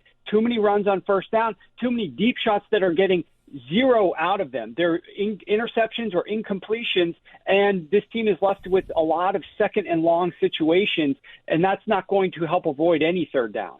So, Warren, you brought up Lamar and the Ravens last year, and you opened my eyes to a campaign you went on explaining to people Lamar Jackson doesn't have a passing problem, as people tried to kind of frame it, or at least as it seemed. You said I thought, he was the most accurate passer at age 21 in the history of the NFL, and that included guys like Peyton Manning. Now, that doesn't mean his trajectory will take him to be the most accurate passer by age 23 or in his prime ever, but it does, suggest he has a chance to be a really good passer. Meantime, it seems to me that teams have taken away the middle of the field. They've taken away the outside runs. They have dared him to beat them with the vertical pass outside the numbers, and he has been unable to do it. What is now tell me what's actually happening. Has the league simply adjusted to him and he has not yet adjusted back? Are they in the process of adjusting back? Is it a coaching issue? Or is Lamar failing to develop as a passer that would keep him on pace with how precocious his passing was at age 21? So a little bit of all of that is true. There's a lot of things at play here. You got personnel issues. You never had the talent at the wide receiver position to begin with. Secondly, you've got defenses that are making adjustments and crowding the box a little bit more, daring them to throw the football a little bit more. Thirdly, you've had a lot of injuries to that offensive line. You lost your run blocking tight end. You entered the season without Marshall Yanda, a future Pro Bowler. You lost your left tackle, Ronnie Stanley. So you've had injuries at the offensive line, and you don't have as much of a physical presence being able to run block. You have defenses that are playing Lamar a little bit differently, and Lamar has regressed a little bit. But you know what nobody is talking about? Nobody is talking about the fact that if you look at first down passing, we talk about how great Lamar was last year. He was the unanimous choice to win MVP. Brilliant season. Do you know that he is having more efficiency when he passes the football on first down this year than he did last year? So what gives, Warren, what gives with these teams? Not like, I understand, well, the analytics are saying we don't go by analytics, but if the data is there, and teams are much more data driven now than they used to be, and it says don't be so run heavy on first down, Bruce Arians, don't be so run heavy on first down, John Harbaugh. What gives? Why are they stubbornly sticking to a formula that is not really optimizing their chances?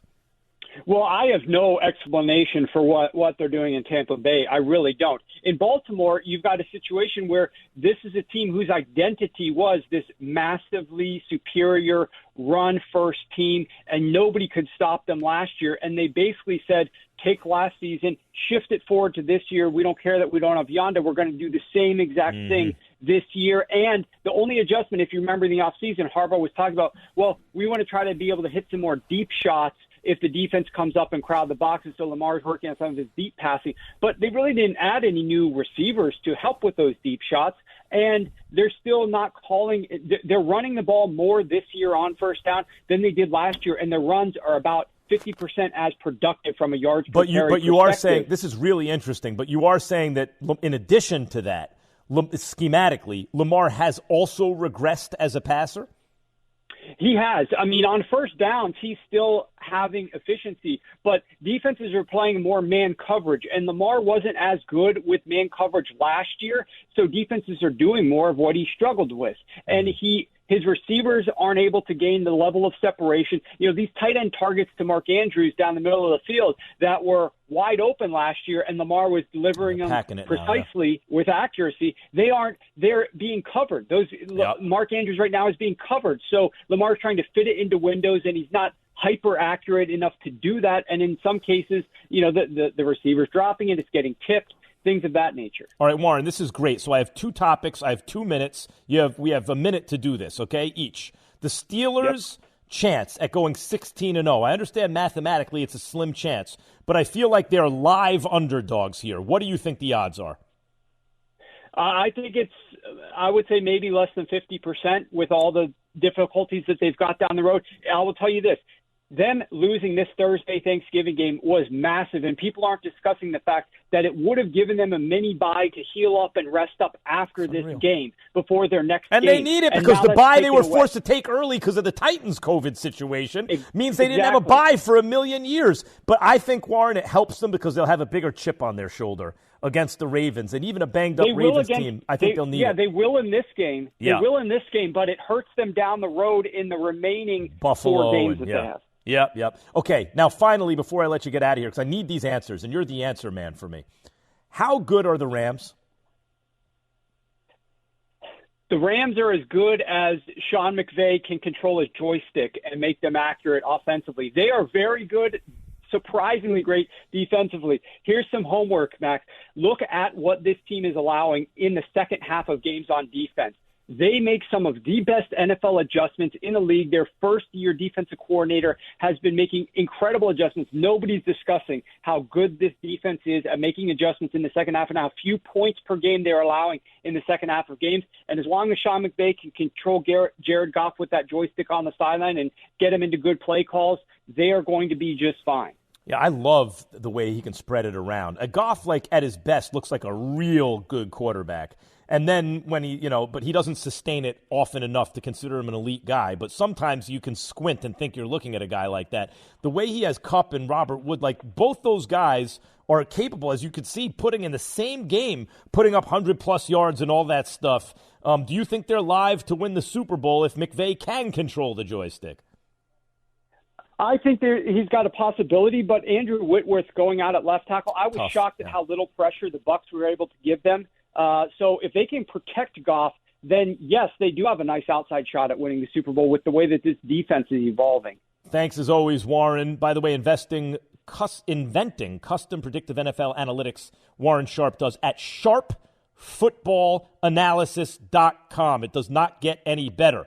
By the way, Whitworth is a sore spot for me because the Giants passed on him thinking he was too old to give him a big contract, gave Nate Solder all the money, and that would have fixed a lot of what ails them. Whitworth has been excellent the last several years. By the way, have you heard what DK Metcalf said about Carson Wentz? The radio you're listening to is about to get a whole lot better.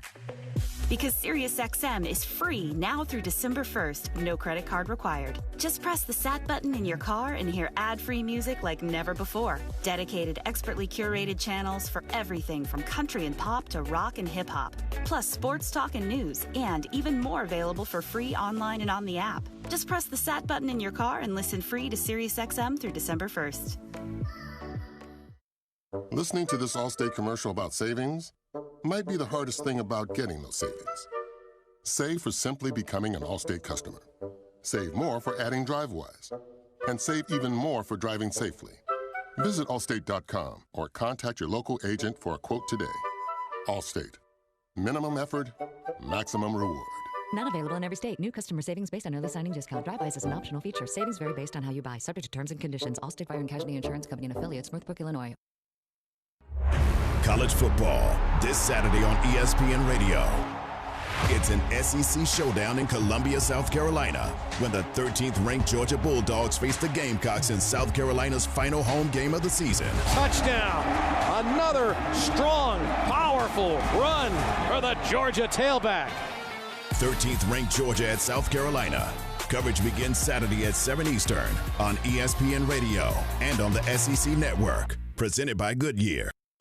The NFL and Keyshawn J. Will and Zubin. Seriously, slow down. He's got a lot more to prove he's on the right track. Strong opinions, in-depth analysis from the biggest stories in the NFL. If he was in Baltimore right now, they'd have a better shot at winning the Super Bowl. No, that's a lie. That's a flat-out lie. Complete coverage of the NFL with Keyshawn J. Will and Zubin. Mornings at 6 Eastern on ESPN Radio and on ESPN News.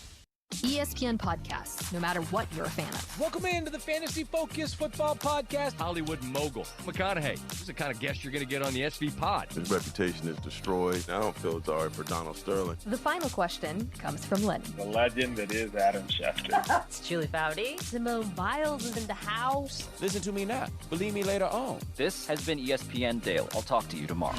ESPN Podcasts, something for everyone. Listen wherever you get your podcasts. From Columbia, South Carolina, Bulldogs, Gamecocks on SEC Saturday night.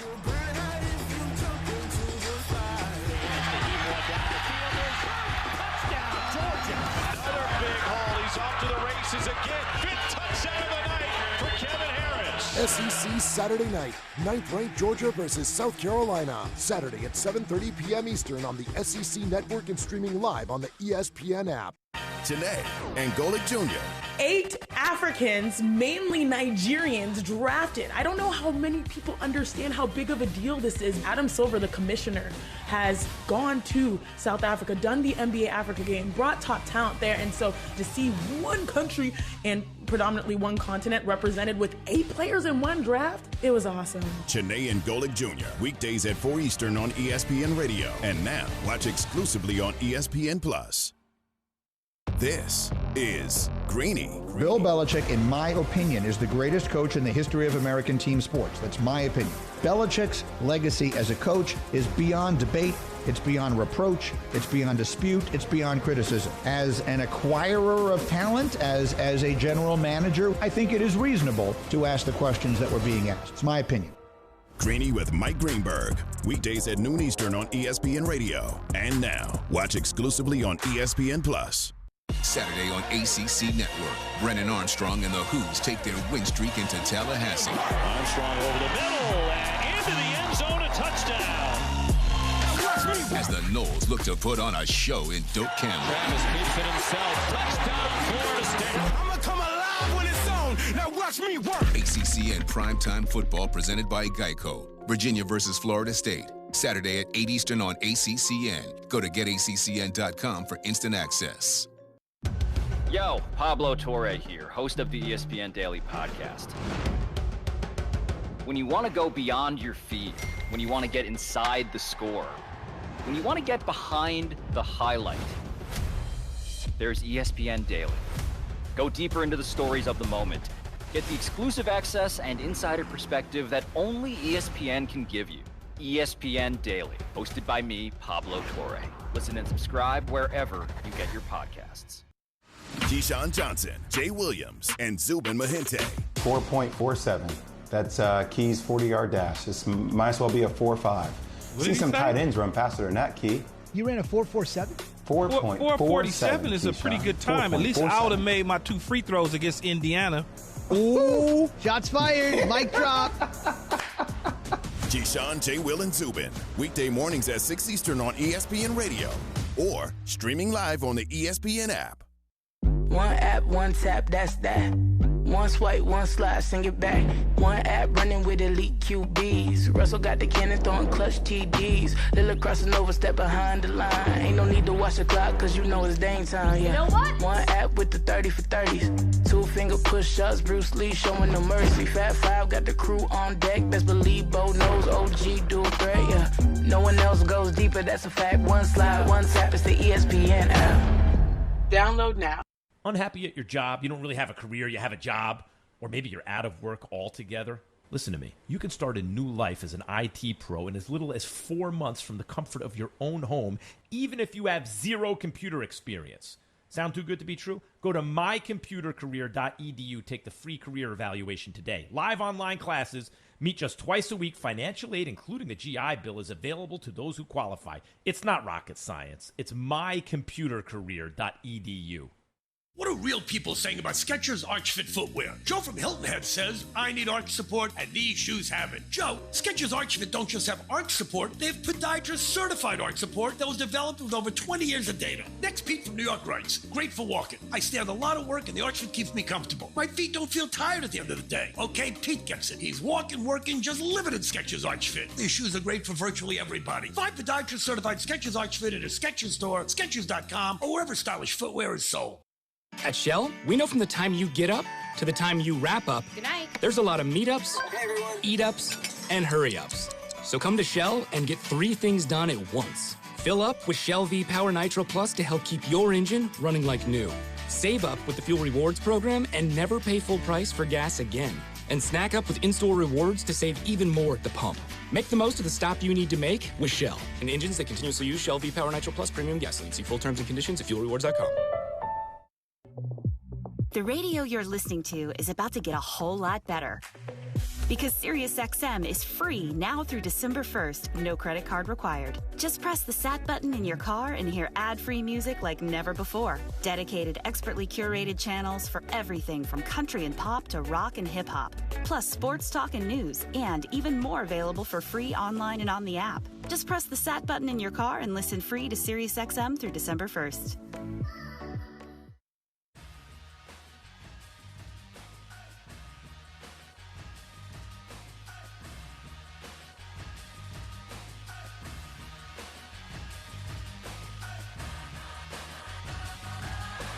This is SportsCenter.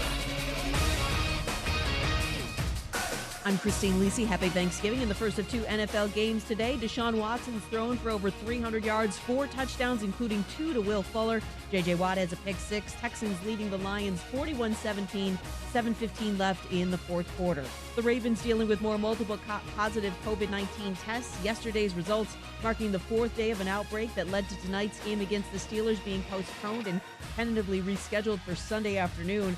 Baltimore's facility remains closed and the team's prepping virtually. ESPN Ravens reporter Jamison Hensley. They have only had one practice, and it was a short walkthrough on Monday. So not only are you having more players being added to the COVID reserve list, which means the Ravens are going to be shorthanded, but as far as preparation, they have hardly minimal on-field preparation. Not exactly what you want to have when you go against the only undefeated team. Jamison Hensley on Keyshawn Johnson, Jay Williams, and Zubin Mehenti. An unnamed Baltimore staff member has been disciplined for conduct surrounding the recent outbreak. Dolphins QB Tua Tagovailoa sore thumb, better today. Team optimistic he'll be able to play Sunday against the Jets.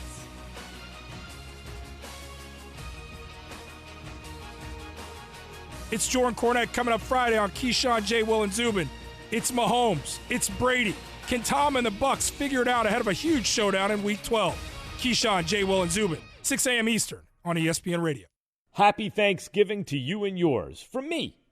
Now back to more of the best of the Max Kellerman Show. How does Raj even choose it? All right, Max, let's get down to it. Let's go to tomorrow's action, a classic Thanksgiving matchup between Washington football team and the Dallas Cowboys. 1 minute, go. Dallas Cowboys going to win the game. Washington's pretty good up front defensively. And you know something? For as bad as the NFC East is, I may not call it the worst division of all time anymore simply because there's no New York Jets in the division. You know, like, they're actually NFL teams. Washington does certain things well. The Giants have been playing defense well. Dallas has been just beat the Vikings. Vikings just cleaned out the NFC North, but lost to the Cowboys. And the Eagles, for all their problems, are capable of beating some NFL teams. I like the Cowboys here. I like the direction Mike McCarthy has the team going in. I noticed it first against the Eagles three games ago, 4 weeks ago now. He had them ready to play, and they scored on that first drive. And even though they lost by 2 touchdowns, I said, wait a minute, McCarthy is coaching these guys up a little bit now. I can start to see it. And then against Pittsburgh, they almost beat Pittsburgh. That's an undefeated team. And then against the Vikings, they actually beat the Vikings, who were on a roll. Cowboys are better. They're going to win. All right, of course, in the game of Ravens and Steelers, we're hoping to see that tomorrow night, but you already talked about your feelings on that, so let's just stick to on the field, Ravens and Steelers. Steelers are going to win the game. I think the Steelers are better. I think the Ravens would be very motivated, but given what just happened, I think the Steelers will have extra motivation. They're going to play with a chip on their shoulder, and the Ravens won't be at 100%. And considering the way both these teams are trending, I went back and forth on this pick because I think Steelers are better right now. But I thought, that's the kind of rivalry. If the Steelers beat them once, they won't sweep them. But now I believe they will sweep them. Not only are the Ravens not at full strength, but the Steelers have got to be ticked off. They got against the Titans. Remember when both teams were undefeated? Steelers had to switch around their bye. And now they get they're not playing on Thanksgiving. They're going to play on Sunday.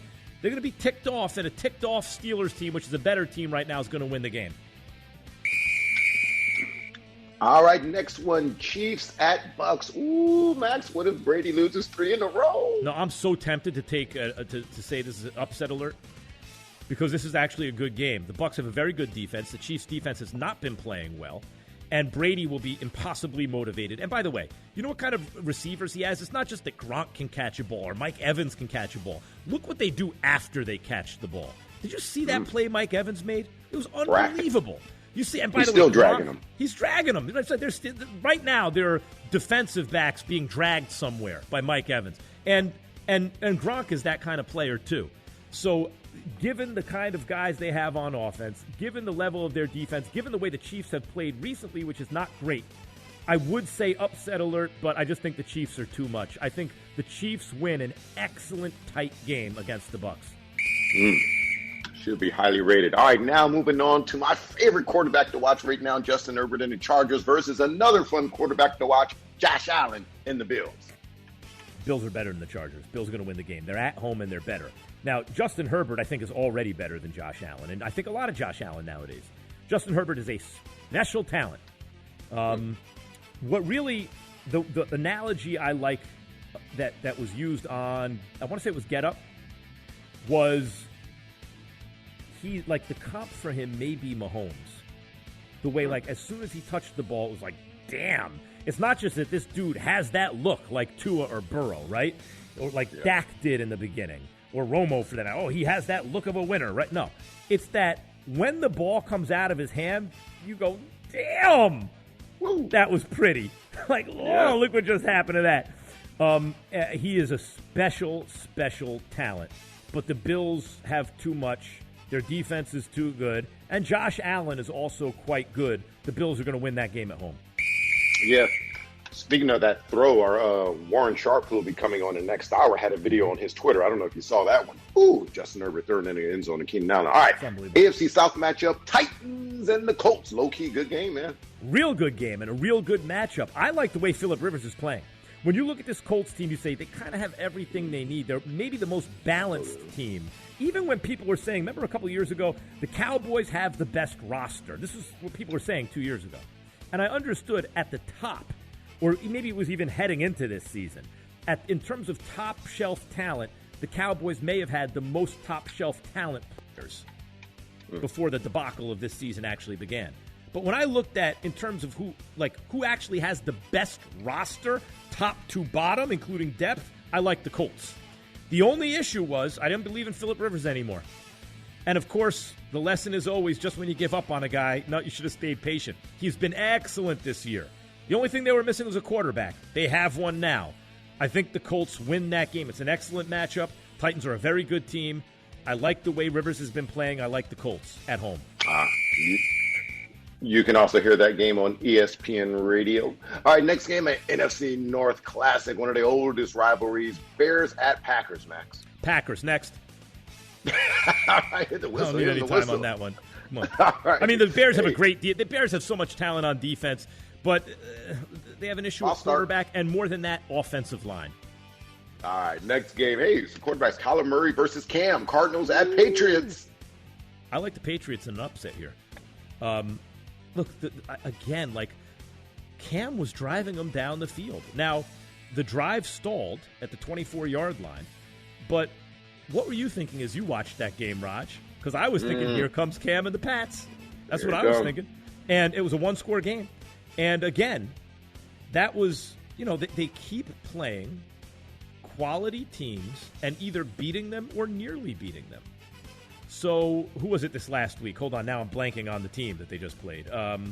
Baltimore. No. No, they beat Baltimore. Already. They beat Baltimore already. It was a quality team, and I'm blanking completely. Was it? Why don't you look it up there? Oh, no one's looking. I forgot. The whistle. Anyway, the point is, they beat Miami. They beat the Raiders. They almost beat Seattle. They almost beat the Bills. They almost won last week. That tells me their quality is actually pretty good, and I like them in an upset at home again against Arizona. All right. And the next game, the Saints at Broncos. Will we see Taysom Hill throw a little more of this game? Will we see it? Will we see it? Remember when I said the thing about the Panthers, how the Texans they lost to, by the way. It was the Texans. It was the Texans. Right, it was the Texans. The Texans are also like, and by the way, it wasn't just the Texans. That's Deshaun Watson. Like, that was the game. If you've been waiting for the real Deshaun Watson to show up, then Deshaun Watson was excellent this past week. So, the way I said about the Giants, like, there's no Jets in the NFC East right now. Like, oh, my God, that team just can't do anything, right? That's how I feel about the Panthers. I think and I mentioned that earlier in the show. I feel the same way about the Broncos, especially if Drew Lock's there. I feel like a win over the Broncos is a win. That's like, it's not just like, of course you can beat them. You sleep on the Broncos, they'll beat you. But the Saints are going to win this game. Obviously, they have a quarterback who knows the offense, who can run, who can throw it and read well enough and read the defenses fast enough. And they have their defense looked fantastic against the Falcons. They do. And that's the second game on ESPN Radio's doubleheader, and the Saints are number 3 on your power rankings, by the way. Go ahead and sneak in a call, Max. Sneak in a quick one before we get out of here. All right. I don't know how to pronounce this. Ciaron from South Carolina. How do you pronounce your name? He's gone. Cully from New York. You're on the Max Kellerman Show. Michael from Cincinnati. You're on the Max Kellerman Show. Hey, Max. How's it going, bud? What's up, Michael? Hey, just 2 quick points, man, and then I'll hang up and listen to your call. I agree with you. The Bucs at 10-6. I'd say maybe 11-5. Yep. I don't see them beating Kansas City. Mm-hmm. Like you said, Kansas City's it's Mahomes. They're too good. Yeah. And go ahead. I think the Bucs are also a very well-rounded team. Like the Bucs can really play on both sides of the ball, and what they needed was a quarterback who didn't throw a lot of picks. And they got that in Tom Brady. But it's not a perfect matchup philosophically with a guy who wants you to throw it down the field and Tom Brady who prefers dinking and dunking, especially at this point in his career, right? For that reason, a 7-9 team, you put, as I said, Nick Foles stays healthy with the Bucs. He's 9-7, right? You want to give Brady credit over that, make him 10-6, maybe 11-5. I think that's about right. And that's where they're headed, by the way. They're 7-4. Are people surprised? Get in the zone, AutoZone. Welcome to AutoZone. Dealing with battery problems? We can help you out and get you ready for the colder weather ahead. Let's start with a free battery test. If you just need a free charge, we can help with that too. And if it's time for a new battery, we've got replacement batteries that fit your needs, starting at just $79.99. That's what makes us America's #1 battery destination. Claim based on data from the NPD Group 2019. Get in the zone, AutoZone. There's no place like home for the holidays, or HomeDepot.com for holiday decor, with Black Friday prices inside and out, like artificial Christmas trees starting at just $39.98, or outside lights and playful inflatables to bring joy to the neighborhood. Order online, and you'll even get free delivery. Holiday decorating improved, with a wide assortment of holiday decor from HomeDepot.com. How doers get more done. Free standard shipping on most online orders over $45. Some exclusions apply while supplies last. Keyshawn Johnson. He throwing the ball to Willie Snead. Willie Snead, though. Good player, but it's not even close to DeAndre Hopkins. He knows the NFL. Matt Nagy has not been able to figure it out since becoming the head coach. And the NFL knows him. He got the job because he was supposed to be an offensive specialist. It's horrible. They're wasting the defense again. Get inside the NFL with Keyshawn, J. Will, and Zubin every morning starting at 6 Eastern on ESPN Radio and on ESPN News. The 2020 Jimmy V Classic. Top-ranked Gonzaga versus number 15 West Virginia. Second-ranked Baylor faces number 8 Illinois. Coverage begins Wednesday at 6:30 Eastern on ESPN Radio and on ESPN. Unfiltered. Keyshawn Johnson, Jay Williams, and Zubin Mahente. This is what makes Dabo so unlikable, in my opinion. So what if COVID was an excuse? It's a valid excuse. First off, if you're going to complain about expenses for $300,000, then take it out of your $9.8 million salary, Dabo. Like, I hear what you're saying. Of course, you want to play a game. You bust 9 buses down there. You want to get everybody down there to play a game. But it didn't work out that way. Move forward. Why do you have to make comments publicly about it? he said so many things, man, that just rubbed me the wrong way. And I understand that he's going to be the face of college football. He is the face of college football. But this continues to be not a good look. He's one of the faces of college football. This just continues to be a bad look, man, when he opens his mouth. Keyshawn, J. Will, and Zubin. Weekday mornings at 6 Eastern on ESPN Radio, your smart speaker, or on ESPN News. Chiney Angola Jr. here, just wishing everyone a very happy and healthy Thanksgiving holiday weekend. We hope you enjoyed the time, and we hope you tune in and listen to Chiney Angola Jr. every weekday, 4 to 7 Eastern on ESPN Radio and streaming on ESPN+. Saturday on ACC Network, Brennan Armstrong and the Who's take their win streak into Tallahassee. Armstrong over the middle and into the end zone, a touchdown. As the Noles look to put on a show in Doak Cameron. Travis keeps it himself. Touchdown, Florida State. I'm going to come alive when it's on. Now watch me work. ACC and primetime football presented by Geico. Virginia versus Florida State. Saturday at 8 Eastern on ACCN. Go to getaccn.com for instant access. The 2020 Champions Classic. Number 13 Michigan State at number 9 Duke. Followed by 10th ranked Kentucky versus number 6 Kansas. Coverage begins Tuesday at 7 Eastern on ESPN Radio and on ESPN. The journey happens here. This Champions Classic is the best thing to start a season. You couldn't have drawn it up better if you tried. We've got your blue bloods and blue chippers. You can't teach that, baby. Championship DNA and classic duels. That gets my juices flowing, man. I can't wait. College basketball is here. It's time to go to work. The State Farm Champions Classic, Duke, Michigan State at 7:30 Eastern. Then Kentucky, Kansas, Tuesday on ESPN. Hi, this is Kevin Nagani with the CFB podcast. On Monday's pod, Kirk Herbstreit breaks down all of the Week 12 action. Also, we take a look at that big showdown on Friday between Notre Dame and North Carolina. Listen to the CFB podcast wherever you get your podcasts. Keyshawn Johnson, Jay Williams, and Zubin Mahente. The Giants have played well all season long under Joe Judge, who may be the best coach within the division. I don't know that the Cowboys will win the division. I don't know that the Giants will win the division. I don't know if the Eagles will win the division. For all we know, they may lose every game coming forward, and the football team may all of a sudden emerge and win the division. Keyshawn, J. Will, and Zubin. Weekday mornings at 6 Eastern on ESPN Radio or streaming live on the ESPN app. Mike Greenberg.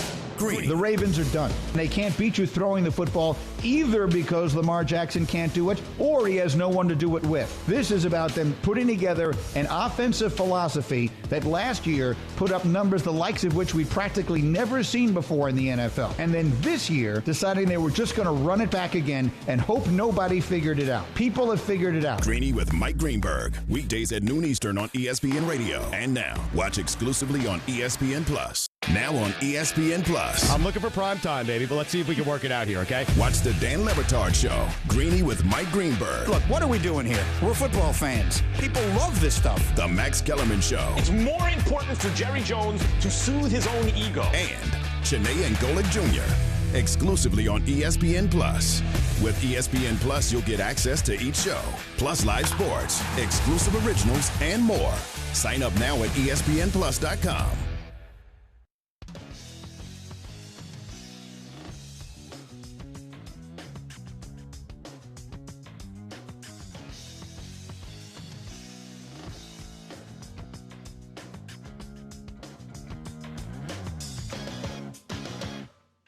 Happy Thanksgiving to you and yours from me.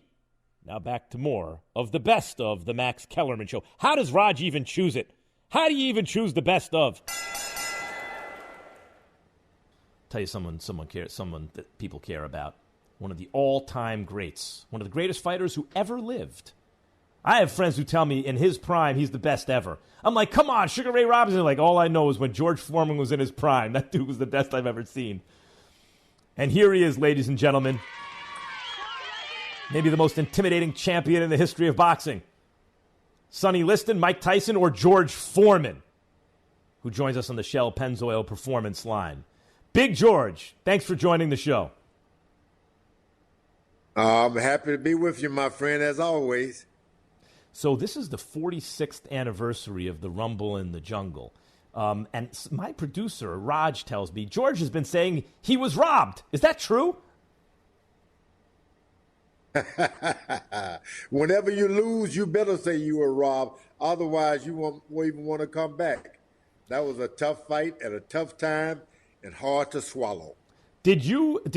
But someone said that you've been saying you slipped because the ring was wet. But it looked like Ali hit you right on the button with the right hand. What happened? Yeah, someone had put some ice and banana and butter, everything on that ring tonight. Because as I tried to break my fall, I kept slipping. George, you lost that night to the greatest champion, the greatest athlete in the history of the world. Basically, is basically by acclamation, right? On one of his greatest nights, under difficult circumstances, in the heat with loose ropes. All that stuff is true, and you lost one other fight to Jimmy Young, also under very difficult circumstances. Retire from boxing, come back after a 10-year retirement, win the heavyweight championship of the world, and then go on to make hundreds of millions selling a grill. And yet this still seems like the biggest moment of your career, even though it was a loss. Was it? I think it's one of the biggest moments I've had in boxing, period. I was so far and for so long away from home. Mm-hmm. I wanted that fight to get over, but I thought it would be the easiest fight I had. You're a champion, and you're looking for easy, sweet pickings. Mm-hmm. I didn't expect a tough fight out of Muhammad Ali. So it was embarrassing, dehumanizing. The heat, all of that was just an excuse. I lost. It hurt. It hurt. But then I've gone on to do things that make me wish I was back in that same 25-year-old guy in Africa enjoying that place. Oh, to be young at heart. I like to sing that Frank Sinatra song whenever I see that fight. George, you won an Olympic gold medal. You were 40-0 with 37 knockouts. Muhammad Ali had lost his first fight to Joe Frazier, the fight of the century, in a great fight. And he avenged the loss in a tough decision. And he had lost to Ken Norton, who'd broken his jaw and barely beaten Norton in a rematch that could have gone either way. You fought Norton and Frazier and knocked them out in 2 rounds apiece.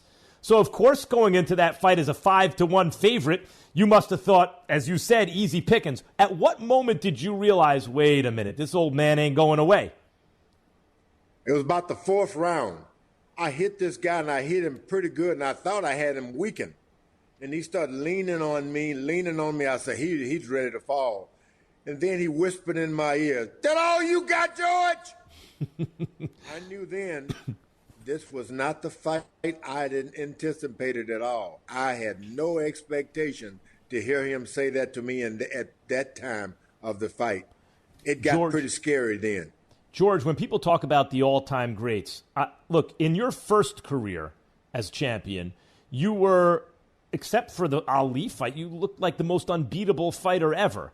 But you did get counted out. In your second, in the Rumble and Jungle, in your second career, you were bigger and older and fatter and slower, could still punch, but you had a kind of resolve in your second career. You went 12 rounds with a prime Holyfield. You knocked out Moorer for the championship, even big, young, strong heavyweights. I sometimes think if George Foreman could combine his first career when he's 25 and invincible with his second career when he had that internal intestinal fortitude, maybe you are talking about the greatest fighter ever. Do you sometimes think that if only I was the kind of man I became in my second career when I was still young, what I could have done? When I came back to boxing, he said, look, all of these good boxers are around. They got the left jab, the footwork, they move, spin, turn. He said, you get out there and jump on them. Don't even reach back. Don't even think about form or defining yourself as a boxer. Just knock them out. They were not prepared for it. So I went through the ranks knocking everybody out because they wanted to box. All you had to do was fight them. Coming back the second time, it was a different crop of fighters. They all were pretty good, and I couldn't take the same style again. So I had to change with the times. I needed both styles in different times, so to speak. Yeah, but what a chin, what heart you displayed in your second career against all odds, going the distance with Holyfield in a great fight where he was and defending your title as you did against the likes of Briggs, among others, in your second career. Just remarkable. George, I always love talking to you. And any last words before we say goodbye?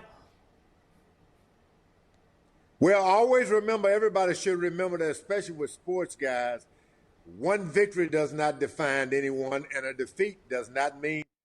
When running a business, HR issues can kill you. Wrongful termination suits, minimum wage requirements, labor regulations. I'm Alan Jones, founder and CEO of Bambi. I created Bambi specifically for small business. Get a dedicated HR manager, craft HR policy, and maintain compliance for $99 a month, seriously. Month to month, no hidden fees, cancel anytime.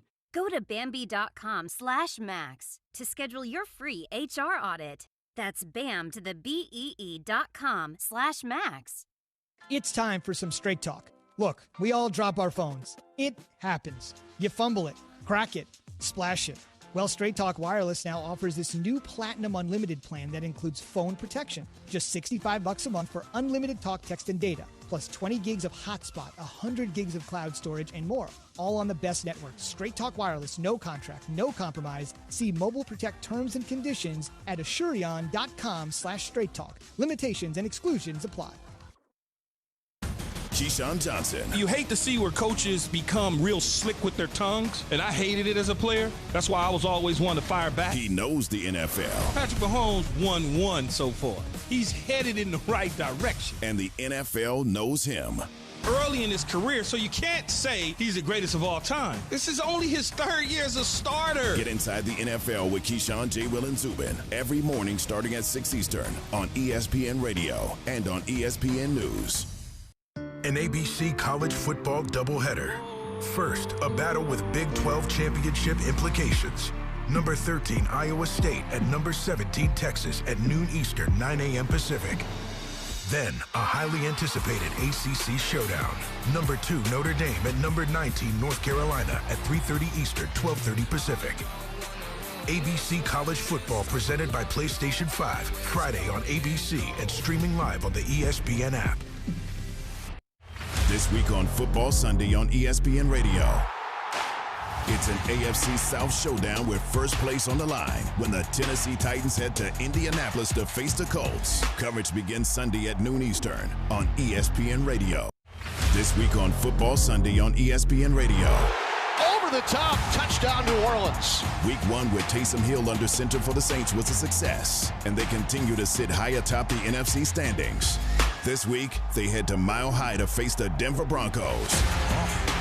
I got nothing left. Touchdown, Denver. Nothing left to lose. The Saints at the Broncos. Coverage begins Sunday at 4 Eastern on ESPN Radio. Cheney Angola Jr. here, just wishing everyone a very happy and healthy Thanksgiving holiday weekend. We hope you enjoyed the time, and we hope you tune in and listen to Cheney Angola Jr. every weekday, 4 to 7 Eastern on ESPN Radio and streaming on ESPN+. One app, one tap, that's that. One swipe, one slide, sing it back. One app running with elite QBs. Russell got the cannon throwing clutch TDs. Lilla crossing over, step behind the line. Ain't no need to watch the clock, cause you know it's dang time, yeah. You know what? One app with the 30 for 30s. 2-finger push-ups, Bruce Lee showing no mercy. Fat Five got the crew on deck. Best believe Bo knows OG dual threat, yeah. No one else goes deeper, that's a fact. One slide, one tap, it's the ESPN app. Download now. College football this Saturday on ESPN Radio. It's an SEC showdown in Columbia, South Carolina, when the 13th ranked Georgia Bulldogs face the Gamecocks in South Carolina's final home game of the season. Touchdown. Another strong, powerful run for the Georgia tailback. 13th ranked Georgia at South Carolina. Coverage begins Saturday at 7 Eastern on ESPN Radio and on the SEC Network. Presented by Goodyear. An ESPN Radio Extra Point. There's a little bit of hurt feelings from especially the Steelers side, because now this is the second time their game has been postponed due to COVID issues that weren't their own. Happened with the Titans, and now it's happening with the Ravens because the Ravens have the positive test. There's been a few tweets come out from the Steelers side, frustration bubbling over. They don't even know if they're going to play this game on Sunday at this point because the Ravens are still testing positive. However, the NFL has said that they're going to play it Sunday, so we're going to proceed as such. The frustration, I'm not really here for it. Like, you don't have any patience. You don't have any tolerance for it. I'm not here for it. Like I get things kind of suck right now, like for everyone. I get